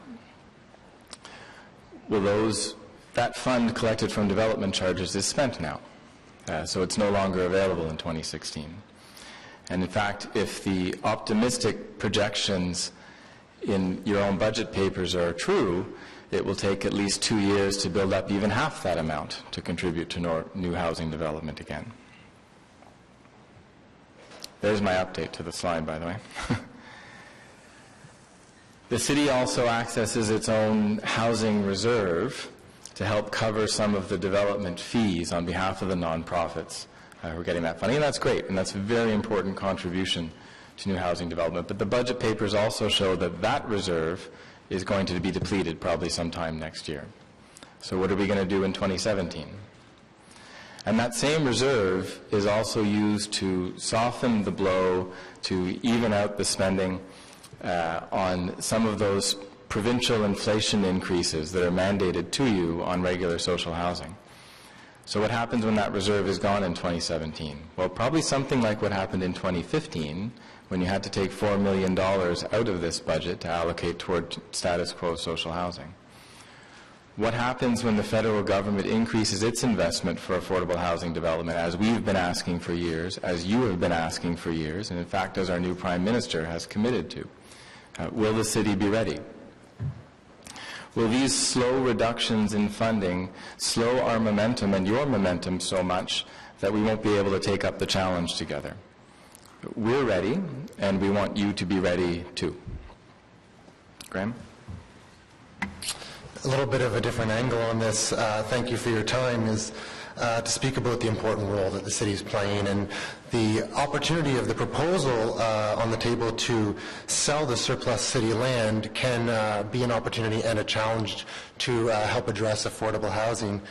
I wish to emphasize the important role of the city in creating its Housing First policy, which was adopted in 2005 and amended in 2011. The policy was created to respond to affordable housing targets established by this council in its official plan and to include the city's land disposal process as a source of land and revenue for the development of new affordable housing. It is one of the leverage tools that you can use. As Ray said, CADCO is CCOC's sister corporation and specializes in affordable housing development. We are the city's most active affordable housing developer and include clients such as Ottawa Salis, Multi-Faith Housing, the Youth Service Board, and Care4, as well as CCOC. One of the things obvious to state in development and planning that's crucial to start it is land. And so we need to make sure that we keep enough of our land, particularly around those high transit priority spots in the urban core, to take advantage of the need for affordable housing in meeting the city's goal to end homelessness in 10 years. In considering the proposal to dispose of surplus land, what we're asking for is for you to respect, follow, and embrace the policy that you've already created to provide opportunities for land and revenues derived from the sale of land towards new development for affordable housing. Thank you very much. Thank you very much. Councillor Luther has a question. To your knowledge, how many of the revenues and how much of the land that the city has disposed of over the past 10 years, how much of that has been devoted to affordable housing? Staff would be in a better position to answer that than we would. What's notable is that a change was made some years ago that it's not just city surplus land, it's city surplus land that's already zoned residential. And there might be pockets of land that are completely suitable for housing development, but they were previously zoned institutional or some other use that caused them to become surplus in the city's inventory. And I would expect that that's somewhat reduced the amount that's available. Interesting. And I would be interested in hearing from staff what the answer to that question is. Sure, Mr. Burry. While you're coming up, Councillor Vice Chair Tierney has something to say. Great, thank you for that. It's kind of timely, this discussion, because I actually visited a project in Toronto where they had land, Regent Park, Michael's kind of smiling because he was around the City of Toronto at the time. 69 acres that they're redeveloping. It's a 3P, so they have the opportunity for condo developers as well as local people building condos that look all the same. You can go down the street and you see a purchase condo next to one that's social housing, and they're identical. I'm just curious from a question perspective, what's your position on 3Ps, taking some of the heat off of cities to be able to help assist in building social housing? Just quickly, the need is 10,000 homes. So if we're talking about a target of 350 homes in your term of council, then it's abysmally short of meeting the need, and everything is needed. And I think it's fair to say that there are a lot of players right now very interested on the private side, whether it's private nonprofits or for-profit corporations, in doing everything they can.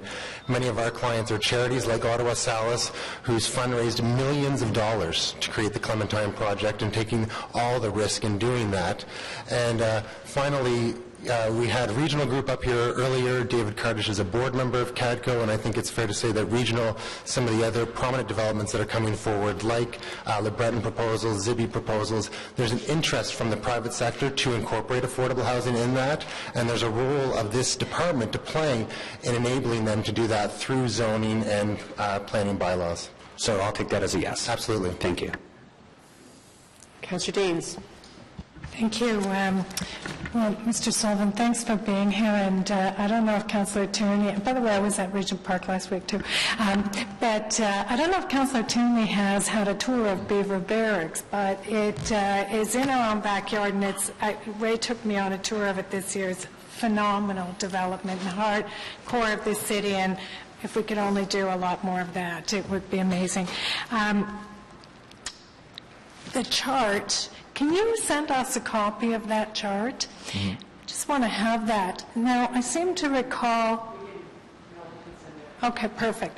I seem to recall that what happened last year, if I'm not mistaken, is that those capital dollars got shifted into operating dollars, so we stayed at the same commitment, although really it was a bit of a sleight of hand because the reduction was in the capital side, correct? Yeah, you're in a very difficult situation where the way traditional social housing is managed, the province sets the rules and the city pays the bills. And every year the province tells the city what that bill is. And in 2015, that bill increased, so the city had to find money from somewhere. And where it becomes a challenge is this budget to create new affordable housing is part of what supports the 10-year plan. This is the change agenda that gets us beyond the status quo. And that circumstance forced the city to take money that was part of the change agenda and put it toward just maintaining the status quo, which isn't going to get us any further ahead in our goals. Right. And I guess the next question is about our expectations with a new federal government. I mean, the city's been going along for a long time on a lot of files that we were getting very little help from the federal government. And have we gotten any early signs of renewed commitment to maybe a national housing strategy or to funding for these types of initiatives in cities where they really count? Yes. There have been some really promising signs. If you read the mandate letter for the minister responsible for CMHC, you can see they're going to be starting with ensuring the longevity of federal co-ops, which are a very important part of the housing stock in the city of Ottawa, but also developing a national housing strategy. And let's hope that the city of Ottawa and FCM plays a big role in shaping that. Okay, I think those are all my questions. Thank you.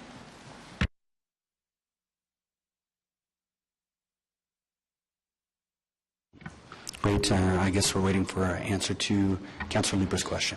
So with respect to your question, I think there are two really good examples in terms of property. One was mentioned earlier, Beaver Barracks, and the second would be Longfields Development.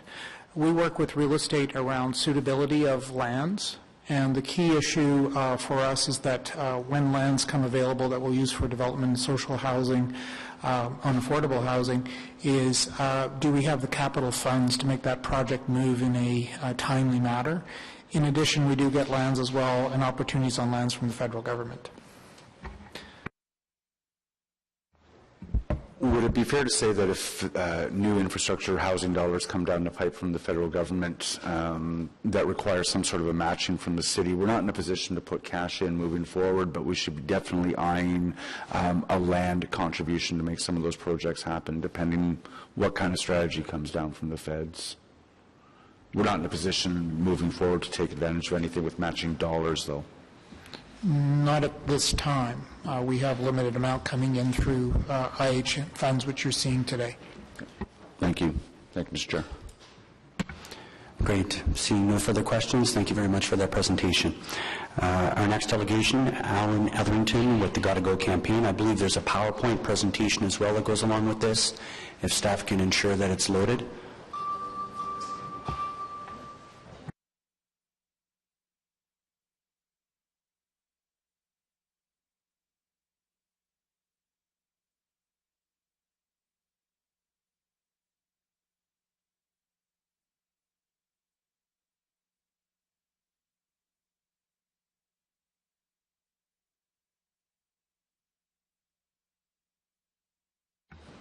All right, Mr. Etherington, this isn't your first rodeo, so you have 5 minutes. The floor is yours. Thank you very much, and good morning. I'm representing Gotta Go Ottawa, which is a team of volunteers who are advocating for more public washrooms in and around the city, and based on our belief that great cities have networks of great public washrooms. And there are many international examples that we should be following. We're a city with a diverse population and many tourists. Tourists get lost, tourists get desperate looking for a washroom. So we're here today to make a modest request that some of the budget for the Planning Committee be used for better signage and more signs of existing and new public washrooms. Good signs show the direction of a washroom, they show the distance, they show the access if it's accessible for disabled users, and they show the hours of service. I'll try to, oops, there we go. Public washrooms are important, but it's also important that we make them easy to find. These are 4 examples of signs that we've picked up from around the world or from Canada. All of them are better than nothing, but none of them are adequate in showing the hours of access. We believe that Ottawa can do better. My own particular favorite is the top right one, because it cannot be confused with elevator signs. So our brief presentation is that we make an effort this year and in future years to improve not just the number of public washrooms, but the signs that help us all use them. Thank you very much. Thank you, and I just would remind you that that kind of investment and decisions would be made through the FEDCO. And so I'm not asking you, suggesting you come out, because there's enough people that are in this room that have heard you, and certainly thank you. I thank you today. Anyone have any questions? No. Thank you, sir. We have 2 speakers left. We have Robert Brocklebank, followed by Sheila Perry.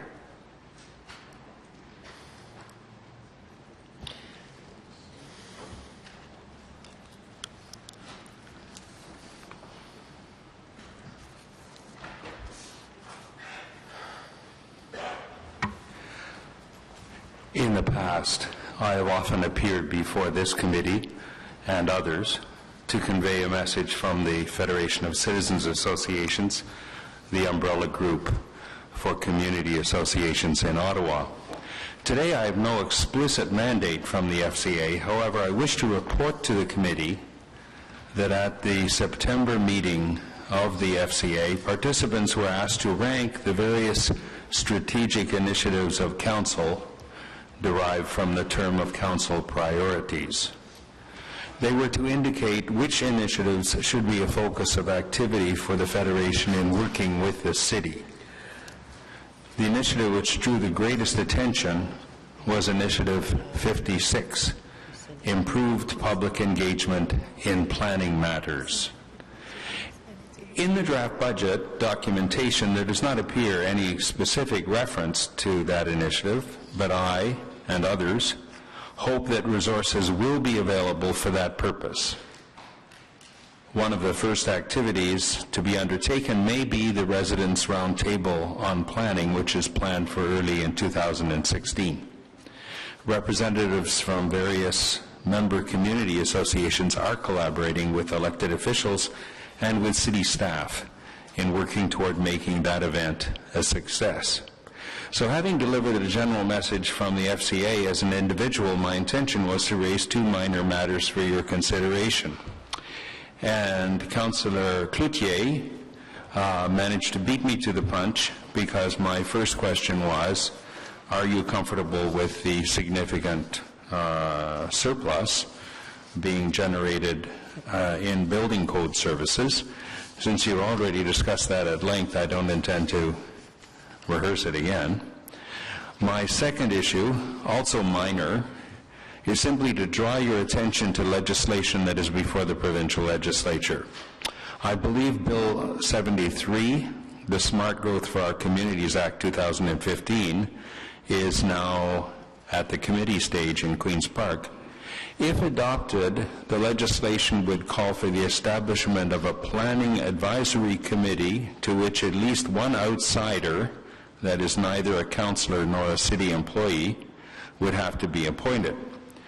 While tempted to do so, I'm not going to call for a revival of the discussion about advisory committees. I merely mention this because such an innovation would require some degree of funding, and more significantly from your committee, a definition of that advisory committee's role.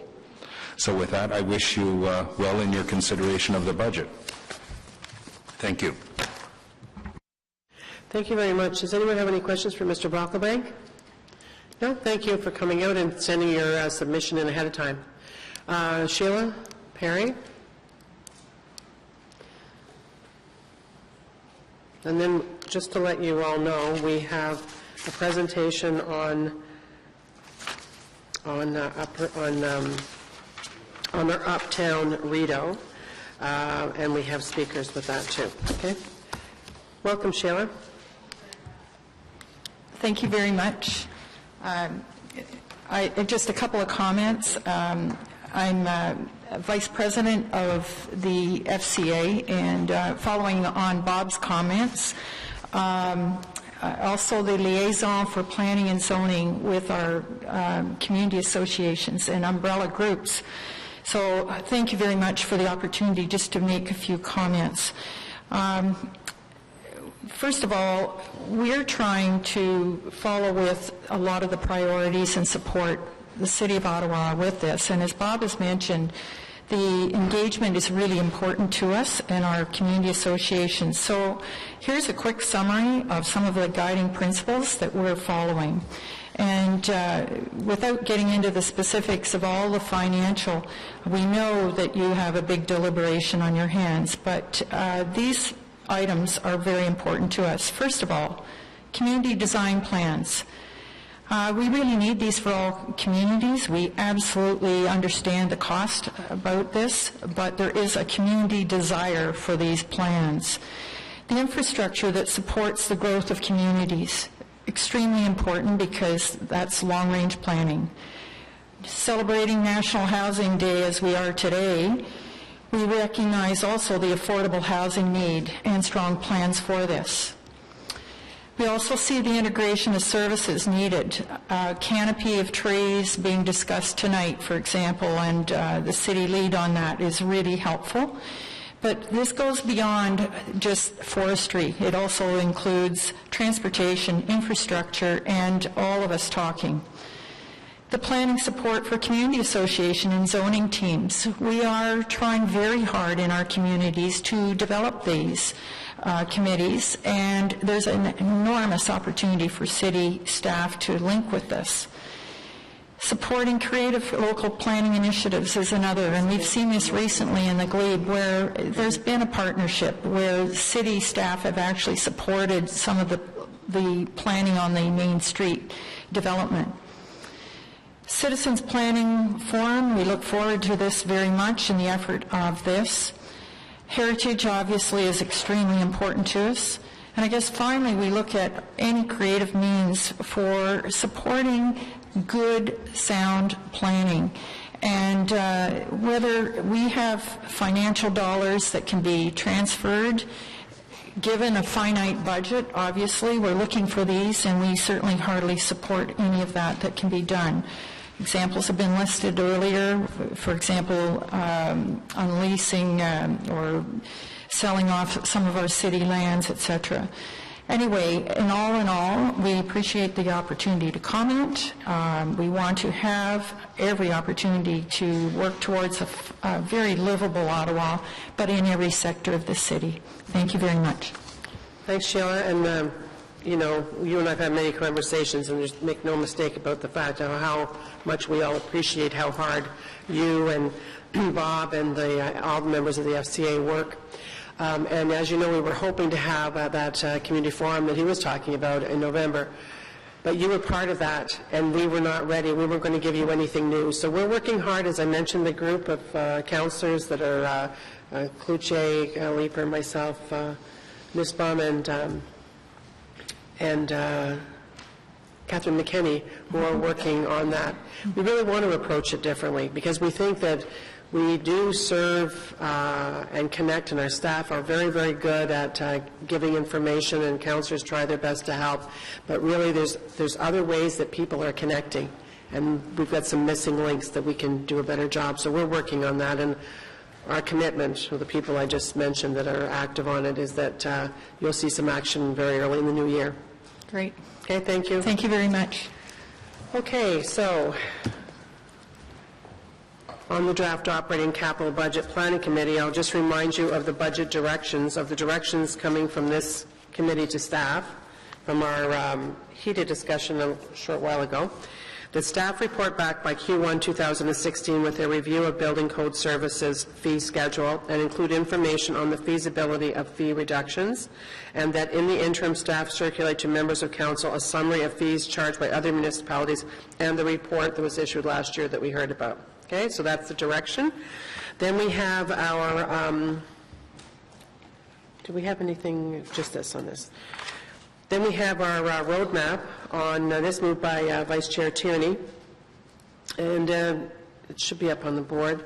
That planning committee recommends that council sitting as committee of the whole approve the planning committee 2016 draft operating capital budget. Number one, the planning and growth management excluding the Ontario Building Code budget as follows: user fees and operating resource requirement. The building code services, Ontario Building Code budget as follows.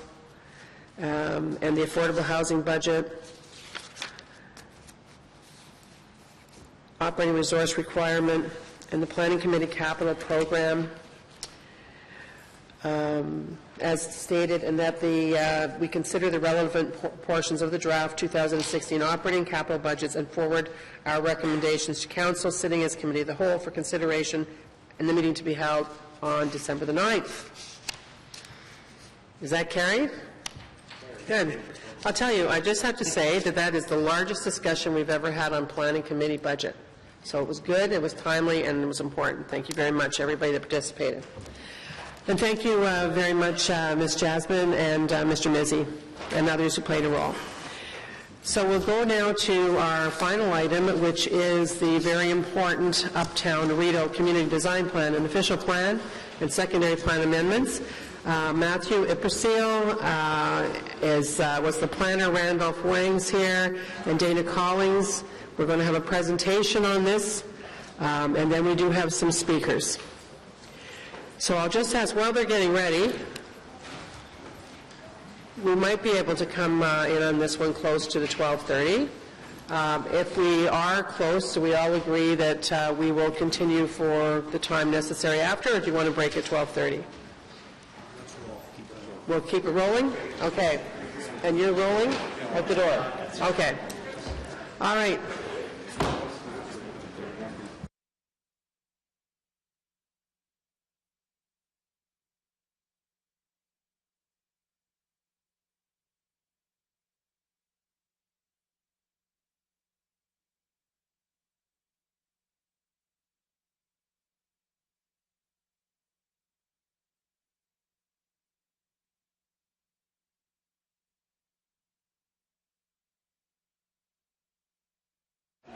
Go ahead as soon as you're ready. Mr. Smith? Thank you, Madam Chair. Just very briefly, so this is a culmination of a fairly intensive exercise that was undertaken to update the secondary plan, or not secondary plan, but community design plan that was approved back in 2005 for the Uptown Rideau area, basically Rideau Street from King Edward Avenue to the Cummings Bridge. And with the increased development interest that we were seeing in the area, it was considered prudent for us to really take a close look at this corridor and really try to position it in a way where it's moving towards advancing some of the broader objectives that are expressed in the city's official plan for development along traditional main streets. And this is really looked at as a downtown type of a main street as opposed to a main street that you might see in Westboro or West Wellington. So a lot of effort's gone into this, a lot of community engagement. The file lead has been Matthew Ippersall, picking up on Melanie Knight, who launched this project earlier on, and supported by Randolph Wang and also Dana Collins. So I'd like to turn it over to Matt to give a high-level overview in terms of the recommendations that are before committee on the Uptown CDP and official plan and secondary plan amendments. Thanks, John. The Uptown Rideau Street CDP area, as shown here on this map, encompasses a portion of Rideau Street about 1 kilometer in length, entirely within Ward 12, Rideau-Vanier. The study area is bounded by King Edward in the west and the Rideau River in the east. It also abuts the established neighborhoods of Lower Town to the north and Sandy Hill to the south.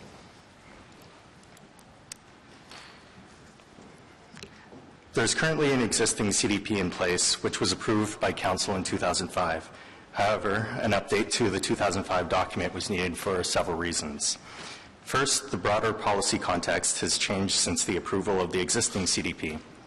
Ottawa's downtown is growing, and the provincial policy statement and official plan are directing growth to traditional main streets, such as Rideau Street. There's also been significant public investment in the area, which has implications for development patterns in downtown. This includes the under-construction Phase 1 of the LRT, of which Rideau Station is located within 600 meters of the western edge of the CDP area, and the soon-to-be-completed Rideau Street Renewal Project, which has made significant improvements to the street, including upgrades to roadways, sidewalks, and underground infrastructure, and also design improvements such as lighting and public art. As a result, the area is beginning to be targeted for redevelopment intensification proposals. The CDP review process began just over 2 years ago in February 2014. And throughout the process, we've worked with a diverse range of stakeholders, including community groups, business owners, landowners, and developers, to name a few. A public working group with representatives from both the community and developers was created as a part of the process to identify opportunities and constraints, work through the issues along the way, and provide feedback on draft policies as they are developed. Uptown Rideau Street is very much a downtown main street in character and is an entryway to the city's central area and Parliament Hill, as is demonstrated in the picture in the top left. Unlike other traditional main streets in the city, such as Bank Street in the Glebe or Stittsville Main Street, there's little consistency in built form along the street. It's a mix of low, mid, and high rises, and also a mix of heritage and newer buildings from no one prevailing era.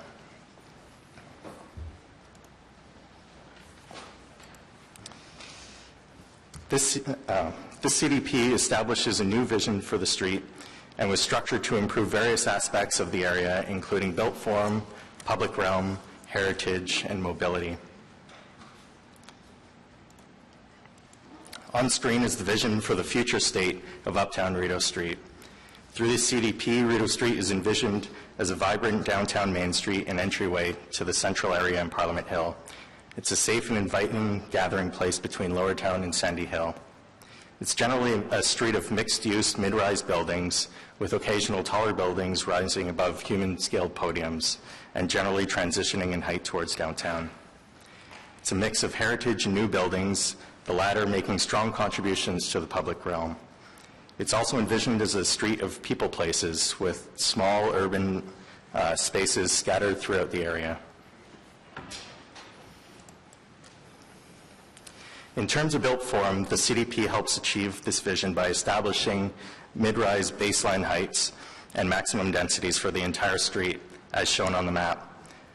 The blue areas you see correspond to areas where 9 stories are permitted, the orange 6 stories, the yellow 4 stories. The numbers you see on the properties are the maximum densities which correspond to these heights. However, recognizing the diverse conditions of properties in context and that an alternative built form other than a mid-rise building may be appropriate in some circumstances, the CDP and secondary plan also permit an on-site redistribution of density. Density redistribution allows for the volume of a building to be reshaped into a different form. As seen on screen, the black horizontal line in this diagram represents an elevation view of a mid-rise baseline height, and the dotted red lines represent the division between properties. The diagram shows in simplistic terms how this approach works by lowering some parts of a building and making some parts taller while maintaining the same density. The intention of this approach is to establish consistent mid-rise building heights and densities while allowing for the exploration of alternative built form under specific conditions without increasing the density. This approach enables the exploration of creative design solutions within a clear and transparent framework. That said, density redistribution is only permitted in certain areas where the impacts on adjacent neighborhoods can be mitigated. Shown on this schedule, density redistribution is not permitted in the darkened purple areas. Generally speaking, the areas appropriate for density redistribution are the larger lots closer to King Edward Avenue, as well as a few larger lots on the north side of Rideau Street. The maximum permitted heights after density redistribution are also shown on this map. For a development to employ density redistribution, the proposal must meet certain prerequisite criteria. Some of these criteria include a minimum lot size and the provision of a privately owned, publicly accessible space, otherwise known as a POPS. Through public consultation and consultation with city staff, it was determined that this area is deficient in the availability of parks. As a result, the CDP and secondary plan require development on the largest sites to provide a small public park on site. Also, as I pointed out on the previous slide, properties that employ density redistribution are also required to provide a fully publicly accessible on-site POPs.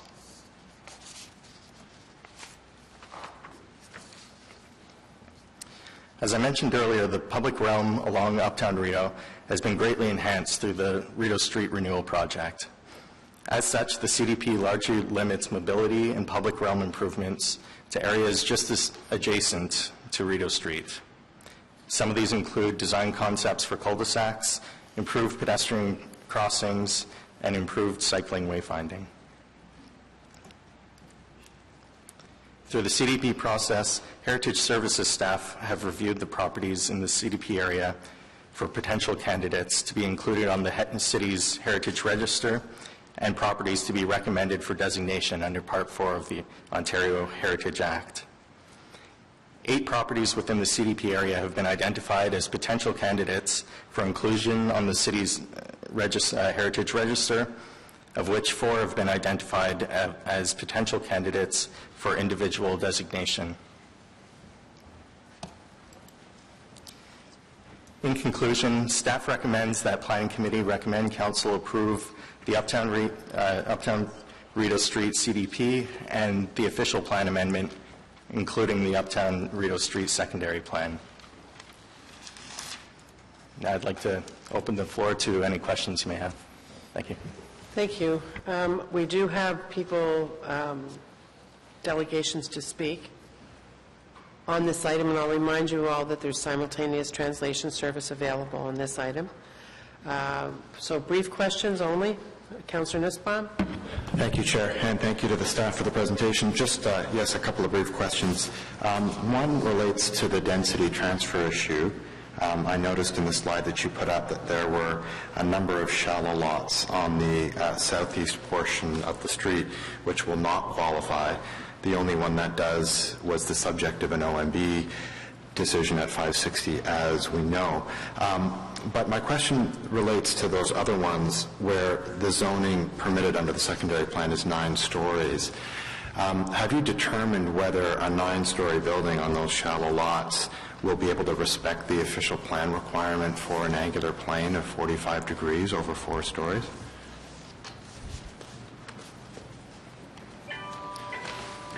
The answer, through you, Madam Chair, the answer to Councillor Nussbaum's question is for the 9-story buildings on the shallow lot, the 45-degree angular plane is not going to apply. It will not be possible. It will not be possible because of the depth of the lot, which is typically it's about 30 meters or 100 feet, and the 45-degree angular plane typically applies to a 6-story building as per zoning bylaw requirements. Okay, so as a matter of process, that seems a bit puzzling that we're putting forward a secondary plan that's going to permit by right a height that's actually going to violate what the official plan requires in terms of the angular plane. So I guess my question is, why would we do that? The 45-degree angular plane, from what I understand, is not the official plan requirement. It's a specific zoning requirements. It is also contained in the City of Ottawa's urban design guidelines for development along traditional Main Street, which typically deals with buildings up to 6 stories.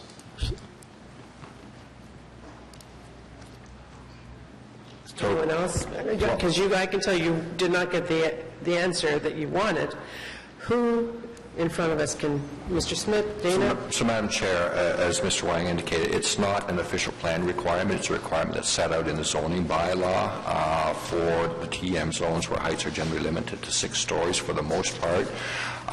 And it's also set out in the traditional Main Street urban design guidelines. And I think, as was noted both by myself and by Mr. Ippersall, while this is a traditional Main Street, it really is a downtown Main Street. It has more of a downtown context. There's an ability, from our perspective, to support sort of higher buildings in this location, and clearly as we go through the site development and site plan approval processes, we'll give consideration to that, but basically the sense is that the 9-story base height is an appropriate height in this location.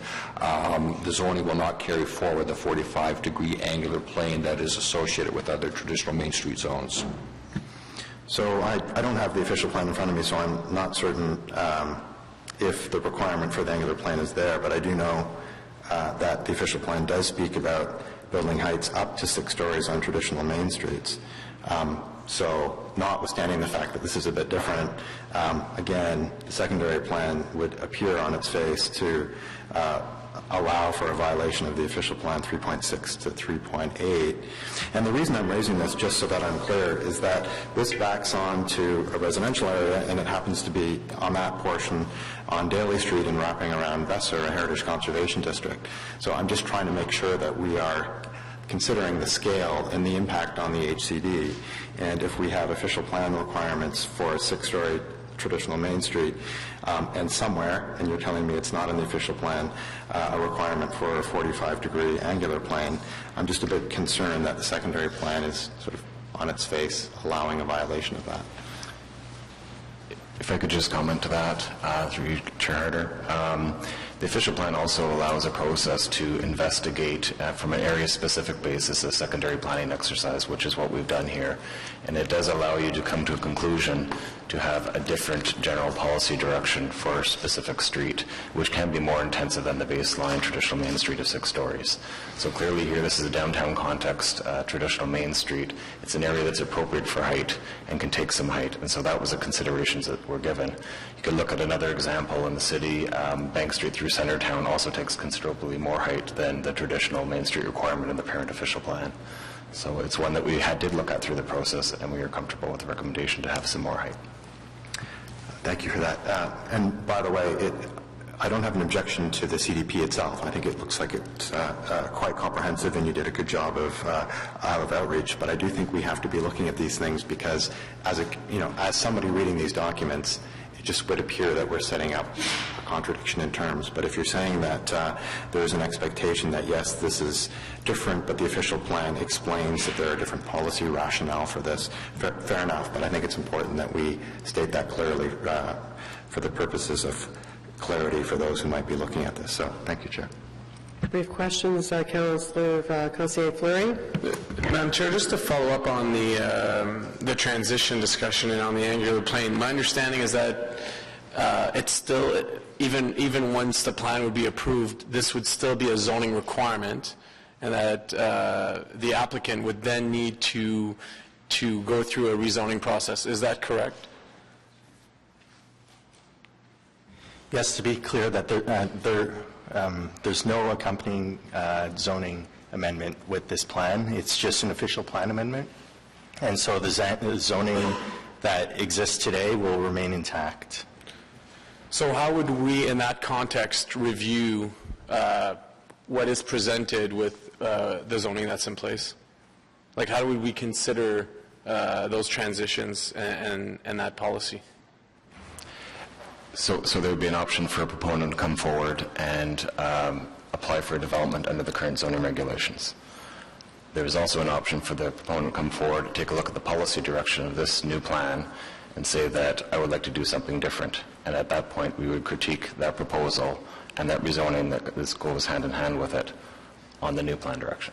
And how would that apply specifically to the angular plane and the transition? The new plan does not require an angular plane.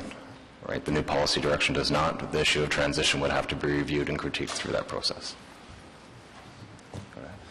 Through you, Madam Chair, the CDP has introduced quite extensive policies in terms of design guidelines in managing the relationship between neighboring properties, and these can be found in certain sections of built form design policies in the CDP. And so, notwithstanding the new provision for the 9-story building in not 9-story mixed-use buildings, on certain sections of the in the CDP area, there are specific requirements in terms of how these buildings will be designed in relation to the neighboring properties, not necessarily through a specific 45-degree angular plane mechanisms, but new mechanism has been introduced.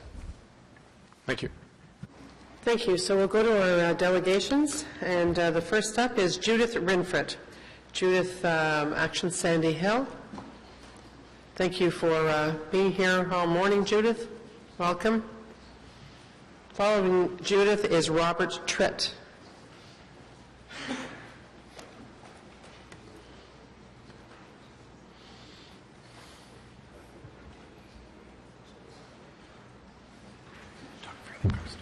Welcome. You have 5 minutes. Good morning, Planning Committee. Thank you for avoiding lunch. I'm really here to represent Chad Rollins, who is a very stalwart member of the Working Group Committee and also president of Action Sandy Hill. And at this point, he unfortunately had to attend another important meeting. At this point, I'd really like to thank the community participants in this process, who were 2 from Lower Town, Bob Tritt and Peter Ferguson, and our own President Chad. They attended numerous meetings, and I think they did a very good job of representing our concerns. I'd also like to thank the planners who were involved. We found them respectful, and we felt heard. Ash has also submitted a letter, which I'm sure you have all reviewed. We really only have one reservation at this point, and that's the exception in character area A. I think it's shown up on the board. You would see it as 4.25, yes, where that particular lot, you will have heard from me before, is 560 Rideau Street, and Council did approve a development on that lot. That approval is under appeal. Therefore, you can appreciate that our community feels it is inappropriate to, in effect, by approving this plan today with that particular exception, in effect, make it part and parcel of an official plan when it isn't yet legally binding. So, in essence, we're simply saying, please exempt that lot from the overall approval of the CDP until such time as the OMB rules on this, and we suspect that will go in the community's favor. Thank you. Thank you very much. Anybody have any questions? Conseiller Fleury. Thank you, Madam Chair. It's not a question relating to Action Sandial and Madam Runfoot's comments. It's about the actual appeal. I'm confused. I know that there is an ongoing appeal from Action Sandial to OMB at 560, but I'm wondering, I'm unclear about how this plays into the overall plan and approval. Could we get clarification from our staff on that? Yes, we will. Mr. Mark? Madam Chair, Committee and Council always retain jurisdiction to deal with official plan matters and zoning matters if they're under appeal, so it is properly before you. There are a number of outcomes. One outcome is that this amendment is adopted and it is not appealed, and it comes into force. If it is appealed, and if it's appealed in respect of the 560 Vito property, my expectation is that that particular aspect would be joined to the hearing that is to come. But I will say that as a subsequent planning document, it is a very limited effect with respect to the 560 Vito case. As members of the committee may be aware, planning applications are judged by the policy in place at the time that the application was made. The application for 560 was made some time ago. So this particular official plan amendment, while important moving forward, will have limited effect on that matter before the board. Just point of clarification. So, but understanding what you're saying regarding the decision of the OMB, but referring to this plan, is there a risk that this plan would need to be amended depending on the OMB's decision? Following the OMB's decision? Madam Chair, in the event that the community was successful in their appeal on 560 Vito, then it is possible that this might have to be amended. Yes, that is a possibility. And at that time, if that's the case, we wouldn't amend the plan, we'd amend that property? Is that?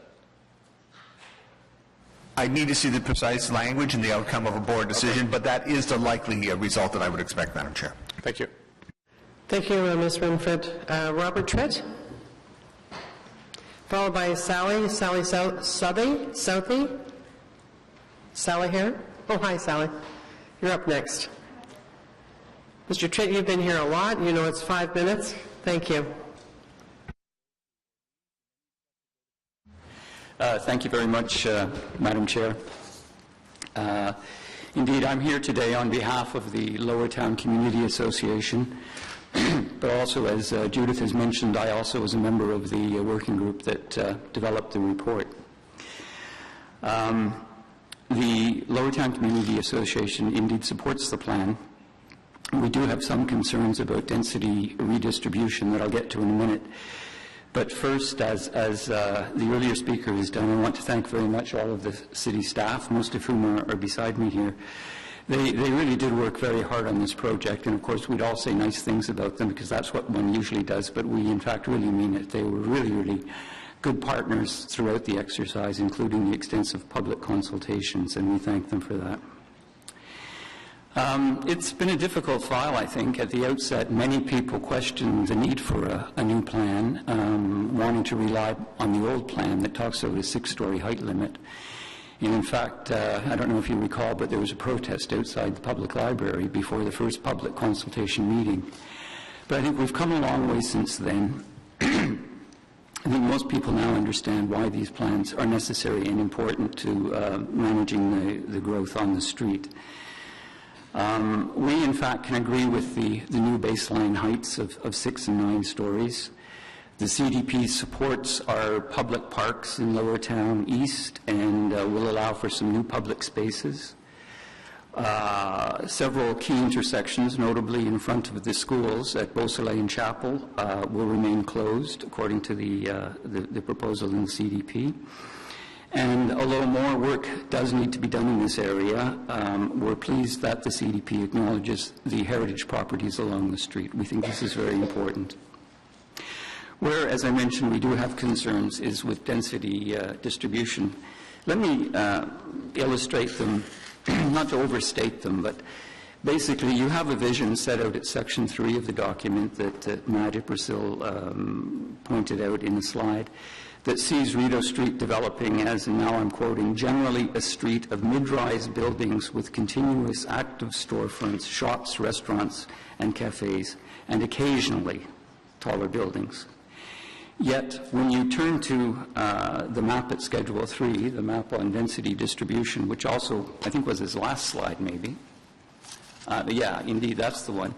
When you look at the last slide, what you in fact see is that a building of 25 or 15 stories, 14 in one case, will be allowed in all but 2 of the blocks running between King Edward and the Rideau River.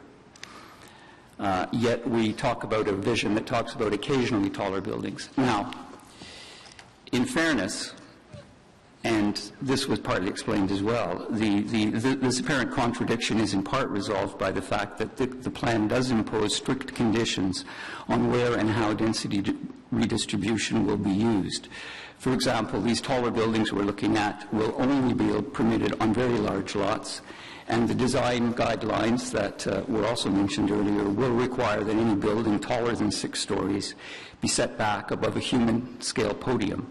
So, in a sense, all of these rules are supposed to ensure that these 25 and 15-story buildings will remain the exception, not the rule, and where they are allowed, the design guidelines and the built form guidelines in the CDP are supposed to mitigate the negative effects that a tall building may create at street level. So this is basically how you reconcile this contradiction between the look and feel of a main street with these taller buildings.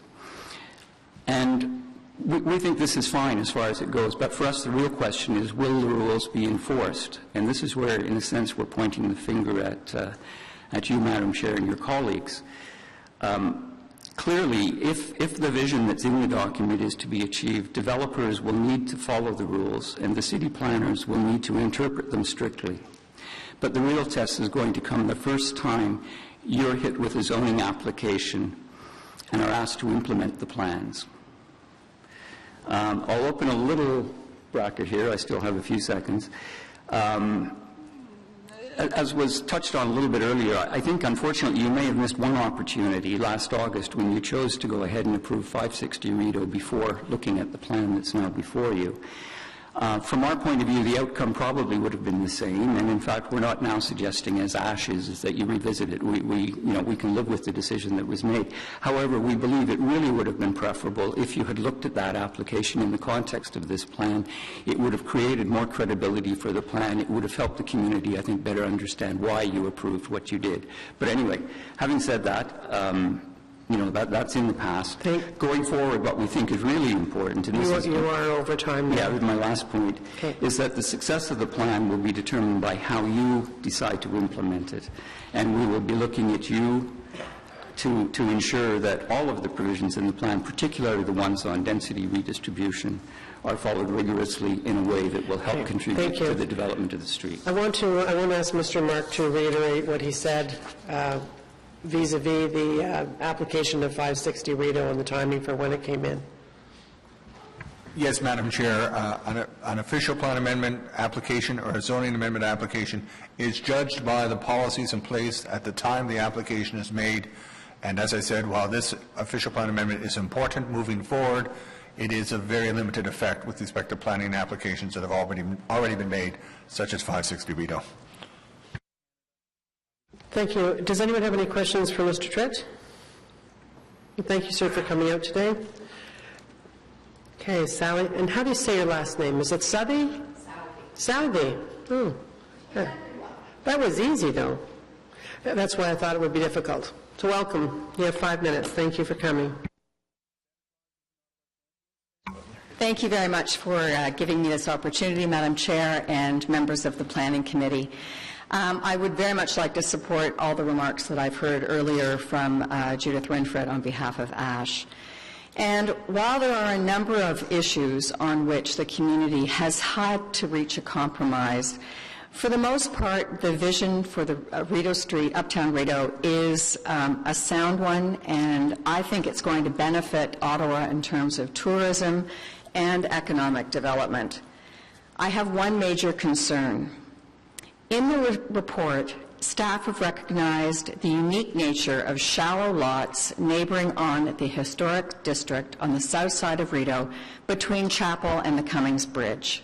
This area, which staff have called Character Area A, and the height limit is 6 stories. This is consistent with the current built environment where there are no high-rise towers on the south side of Rideau.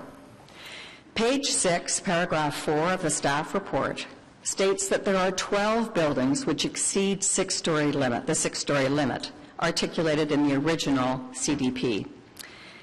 None of these are located on the south side of Rideau, a fact that is not articulated. The one exception in the new CDP, the draft CDP, is the property known as 560 Rideau. Page 8, paragraph 5 states, and I quote, "Under certain conditions and only in certain areas, redistribution is allowed as it is an approach for the entire street that helps to put in place strong and clear direction for density and height that is responsible to current built form." What is the current built form characteristic which justifies the exception of 560 Rideau in Section A, where there are no high-rise towers and the lots are very shallow? For 2.5 years, the residents of Sandy Hill and Lowertown have argued that a high-rise tower on the south side of Rideau is inappropriate. In fact, in the last 4 months, 2 petitions have circulated in both communities, and these have received approximately 1,000 signatures. I'm not sure why our councillor, in his report, has ignored Sandy Hill and Lowertown and told you that there's broad support for the CDP. There is virtually no support for the exception at 560 Rideau. Despite repeated efforts, the city and planning staff have never justified this exception. John Smith, in a letter to me dated July 29, 2015, stated that despite the fact that Council had to approve the proposal using the current CDP, which Mr. Mark has just confirmed, and I quote from the letter from Mr. Smith, "The staff recommendation to the Planning Committee indicated that the proposed development was consistent with the draft Uptown Rideau CDP, which permits density redistribution to be considered in certain situations," end of quote. Despite repeated attempts to learn why density redistribution is appropriate on one and only one location in Section A, city staff have responded either that it's consistent with the draft CDP or that the city has approved the plan, therefore the exemption is warranted. Not only is this a circuitous argument, it is duplicitous. There is no justification for this exception. It's a bit like telling a child to do something and then saying you have to do it because I say so. We've had no justification at all. I would ask you to not approve the 560 Rideau exemption in the current CDP. Mr. Mark just finished saying that possibly when ASH wins the OMB, possibly this might have to be amended. He wasn't definitive. He said possibly. We need certainty. This is an aberration to the draft CDP, which nobody in the community supports. So I would ask you to exempt it. Thank you. Well, that actually is not what I read, the comments from the councillor who went to some effort to put in a very fulsome report on this and has worked hard on it. That's not what I heard from Mr. Mark, and maybe what you're hoping that to hear us say. But today we're talking about this, and you've spent your time, as is your choice, on 560 Rideau, but on the rest of it, if you had a comment, right direction, wrong direction, if you just... Madam Chair, I started my comments by saying globally, the vision is one that the community can live with. There is one element which Ash and I have decided to focus on, and that is 560 Rideau. And I wrote down what Mr. Mark said. He said possibly. I would like very clear He also told you why 560 Rideau was dealt with as a separate application. So we'll wait for that day, whether you are successful in at the OMB or whether the city is not before us today, actually. But thank you very much. Anyone else have any questions? Thank you very much. Okay. We have one speaker left, Miguel Tremblay.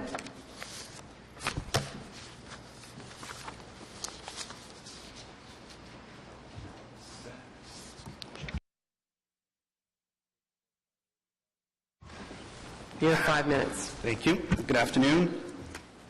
I am speaking, and my comments will be brief. I am actually speaking in support of the CDP and OPA on behalf of 3 landowners, Ridgecraft at 560, 590 Rideau, Taberge Homes at 641 Rideau, and Trinity at 151 Chapel, which is also at Rideau.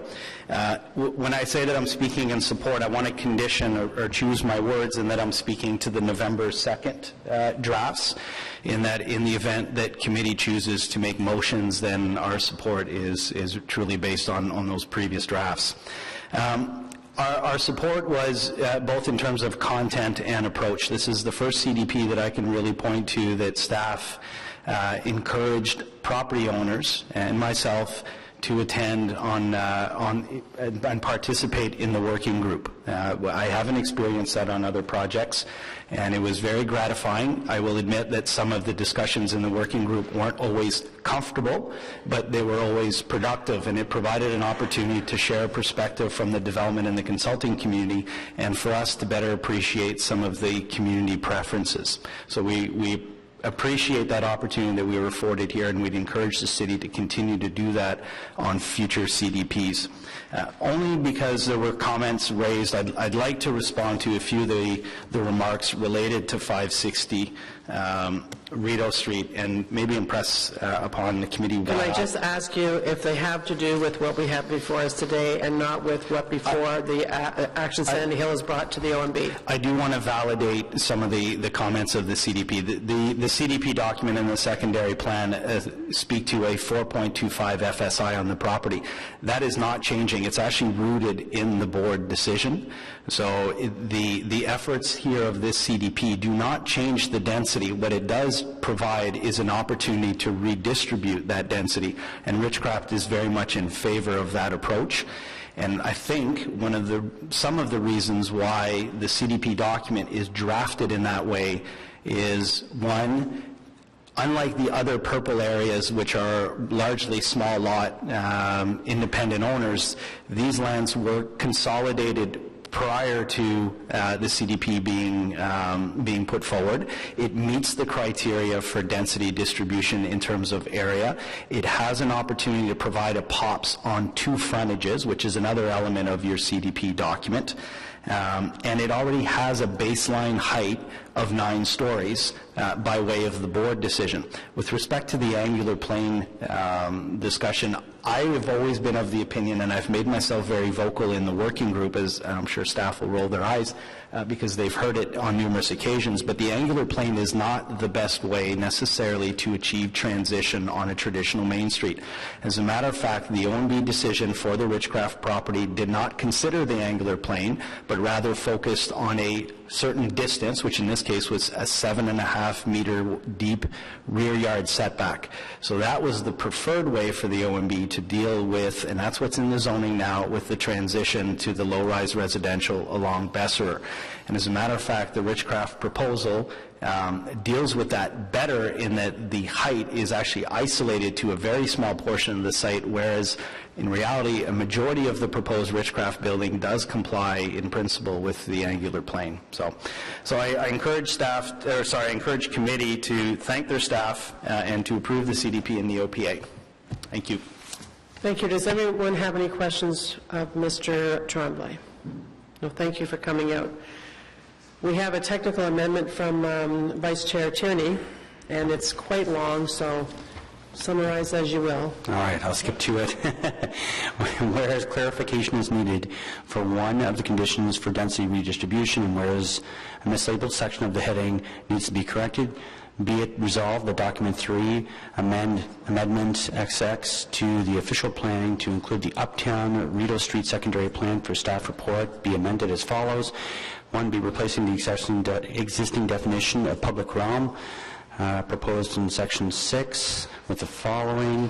The public realm in the CDP area includes streets, publicly accessible pathways and lanes, parks, privately owned publicly accessible spaces, POPs, and water courses. 2, by replacing policy 531B with the following. There must be at least 2 public realms. Be it further resolved in document 2, Uptown Rideau Street Community Design Plan of staff report amends as follows. Is that correct? I'll just continue through this. Almost done. Number 1, by replacing the existing definition of public realm in section 4.4 with the following, that the public realm of the CDP area includes streets, publicly accessible pathways, lanes, privately owned, publicly accessible spaces, POPs, and water courses. 2, by modifying the list of conditions of density redistribution identified in section 432 be consistent with those found in section 531 of document 3. Number 3, by clarifying the meaning of floor plate in section 4.37. Floor plate means the total floor area of the story measured from the exterior of the outside walls, including the total floor area occupied by balconies. And finally, number 4, by changing the title of section 3.34 to Sandy Hill Cultural Heritage Character Area. Okay, so however, just to let you know, we do have some questions from Councillor Leeper. Not on the amendment, on the question, on the item. Does anyone else have any questions? Just a comment. Okay, questions.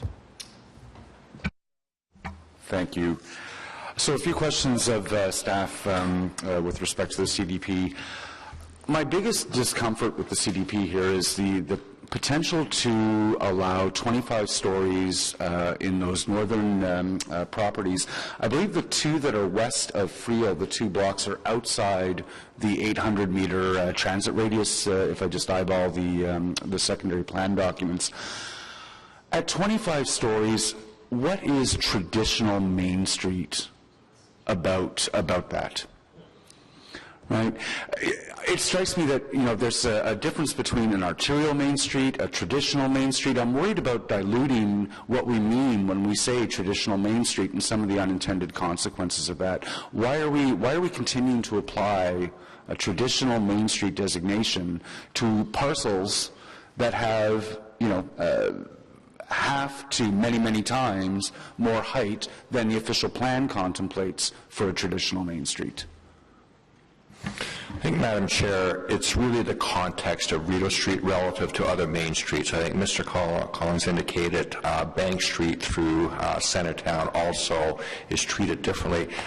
If you look at the Downtown Ottawa Urban Design Strategy, which was a document produced in 2004, it actually defines sort of the essence of Ottawa's downtown. While the official plan confines the downtown to basically the area on the west side of King Edward Avenue, the essence of Ottawa's downtown, we've talked about it before at this committee, the experience of people in this city is that Rideau Street is a downtown Main Street.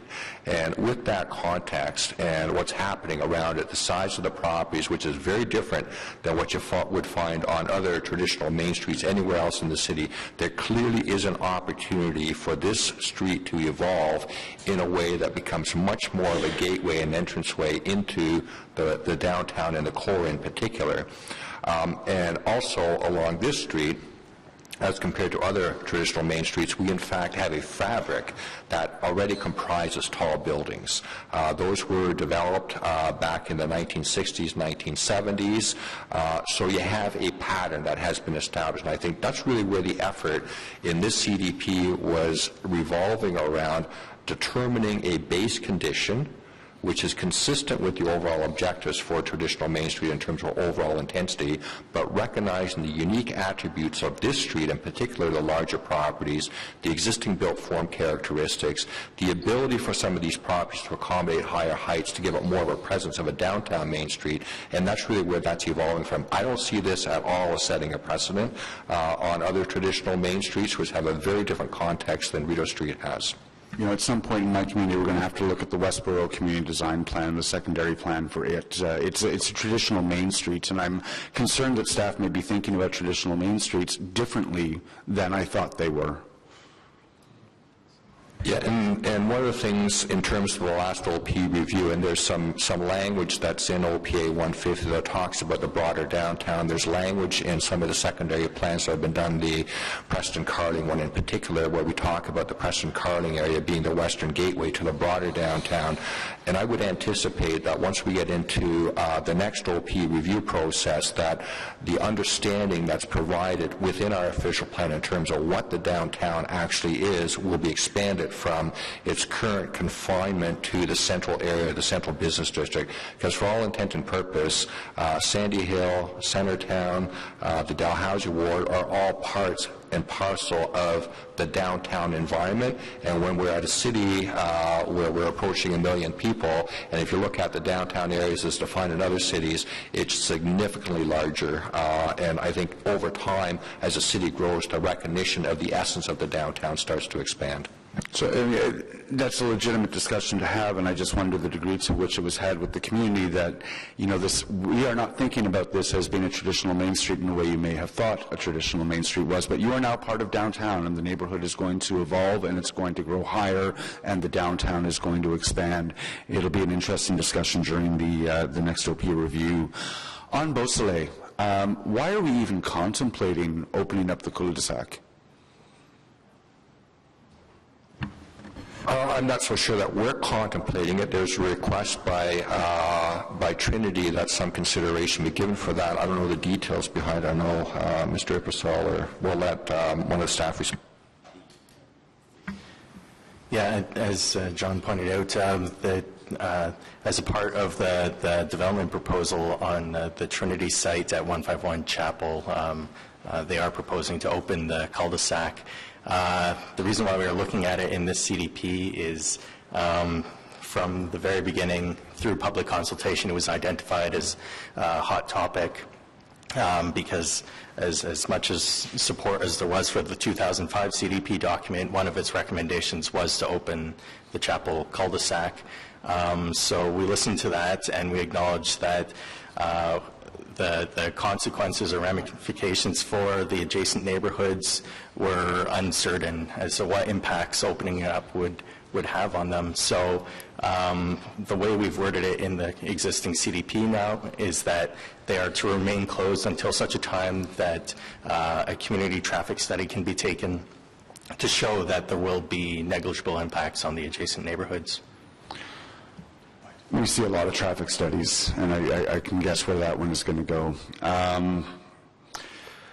A couple of pieces in here I'm particularly sensitive. In the secondary plan on page 13, there's some guidelines with respect to high-rise development. I'm just wondering if you can define for me, it's on page 13, bullet I, the top portion of a tower or the last few stories should contribute to the city skyline through a varied articulation or special architectural treatment. That sounds a lot like a wow factor. Are we repeating mistakes that we've made in previous? What is a special architectural treatment? I think, Madam Chair, this is really focused on moving away from this notion of a square top on the top of a building. I mean, when you're getting into taller buildings, you want these buildings to actually contribute in a positive way to the skyline, and that's achieved when you start looking at the top of the building and introducing an approach to how the top is actually designed. So that in fact it does make a positive contribution to the skyline. I think when you look across most major cities within North America, the tall buildings generally are characterized in that way, and I think it's moving away from what traditionally we've seen in terms of downtown development, and in part it's very much driven by the fact that our downtown is subject to an angular height plane, and what that's resulted in many situations in our downtown is essentially a building that's looked like it's sawed off at a certain point. This is to give it a finale. This is to give it some definition. This is to give it identity. This is to contribute to the skyline image. I know I and others will be uncomfortable with having some very sort of poorly defined language in a secondary plan. We've seen where that takes us in past. A really small question for you. I think it's on page 14 of the secondary plan. A POPs shall be properly maintained by the property owners to meet the designed functions specified in the site plan agreement with the city. What are our mechanisms for enforcing that is maintained properly? I'm sure there are some. I just want to make sure I'm comfortable with what those are. That would be something that would be defined through the site plan approval process as conditions on the approval, which would be then included in the agreement, which would be registered on title.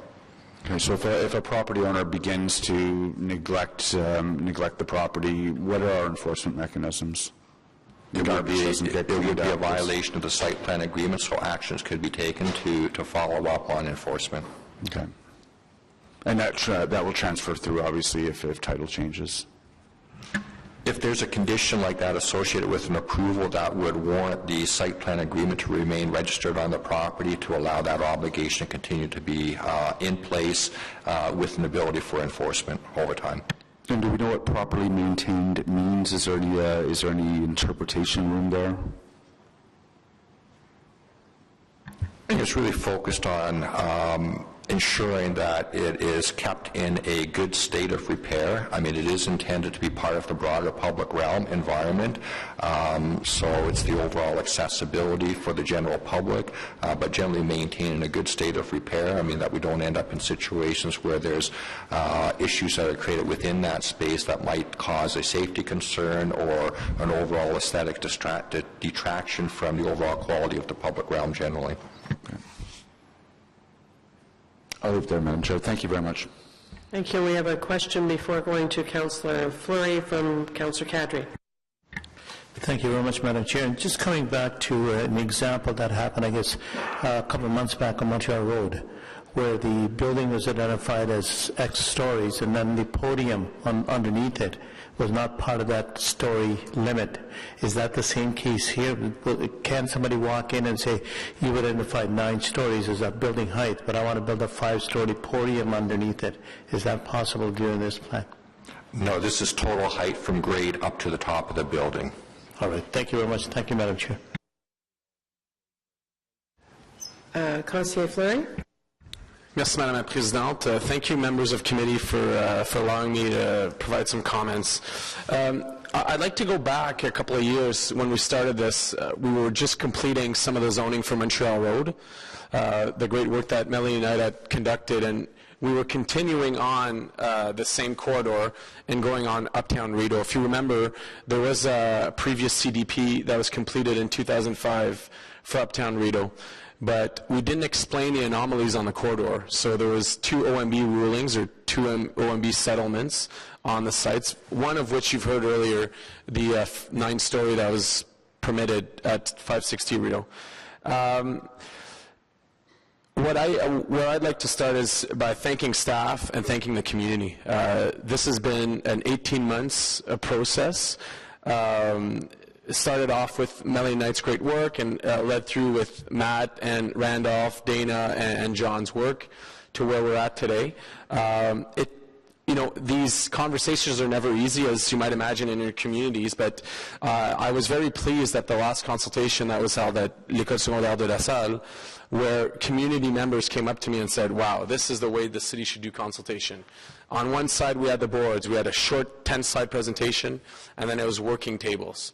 And the feedback we got from that presentation was some of the best I've ever received in terms of planning review or zoning review. So I know that staff felt energized also by the comments of the community at that point. J'aimerais aussi reconnaître le groupe de travail qui ont fait partie du 18 mois, évidemment, comme M. Truitt a mentionné tantôt. 18 mois de travail, c'est beaucoup de travail de la part de la communauté. Monsieur Alain Tremblay, tantôt, a parlé aussi de l'implication de la communauté de développement et de la communauté des propriétaires. Ça a été important aussi, ce n'était pas des décisions faciles, mais c'est venu de l'avant. So thank you for that. What we're hearing, though, is 560 remains an anomaly. It remains an anomaly because there's an OMB decision on it that allows for a 9-story. And in this case, there will be an OMB ruling specifically to that. So I won't go in detail. But relating to the CDP, it's an important street. Rideau Street is so important to connect so many community in the East End and connecting to light rail, to the Bywood Market, to the canal, and so on. What we want is obviously a good main street with good architecture, ground floor commercial, and additional residential. And fundamentally, I believe that is what the plan is bringing.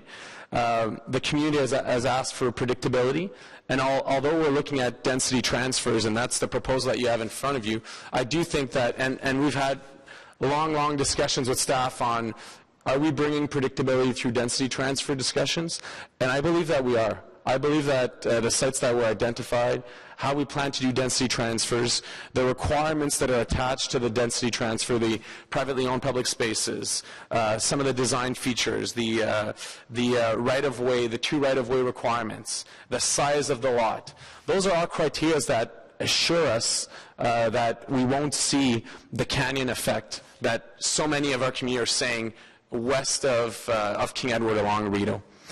Évidemment, les tours qui sont prévus, s'il y en a qui sont prévus parce que c'est des transferts de densité, seront beaucoup plus minces. Ce ne sera pas des tours qui sont de ligne de propriété aux lignes de propriété.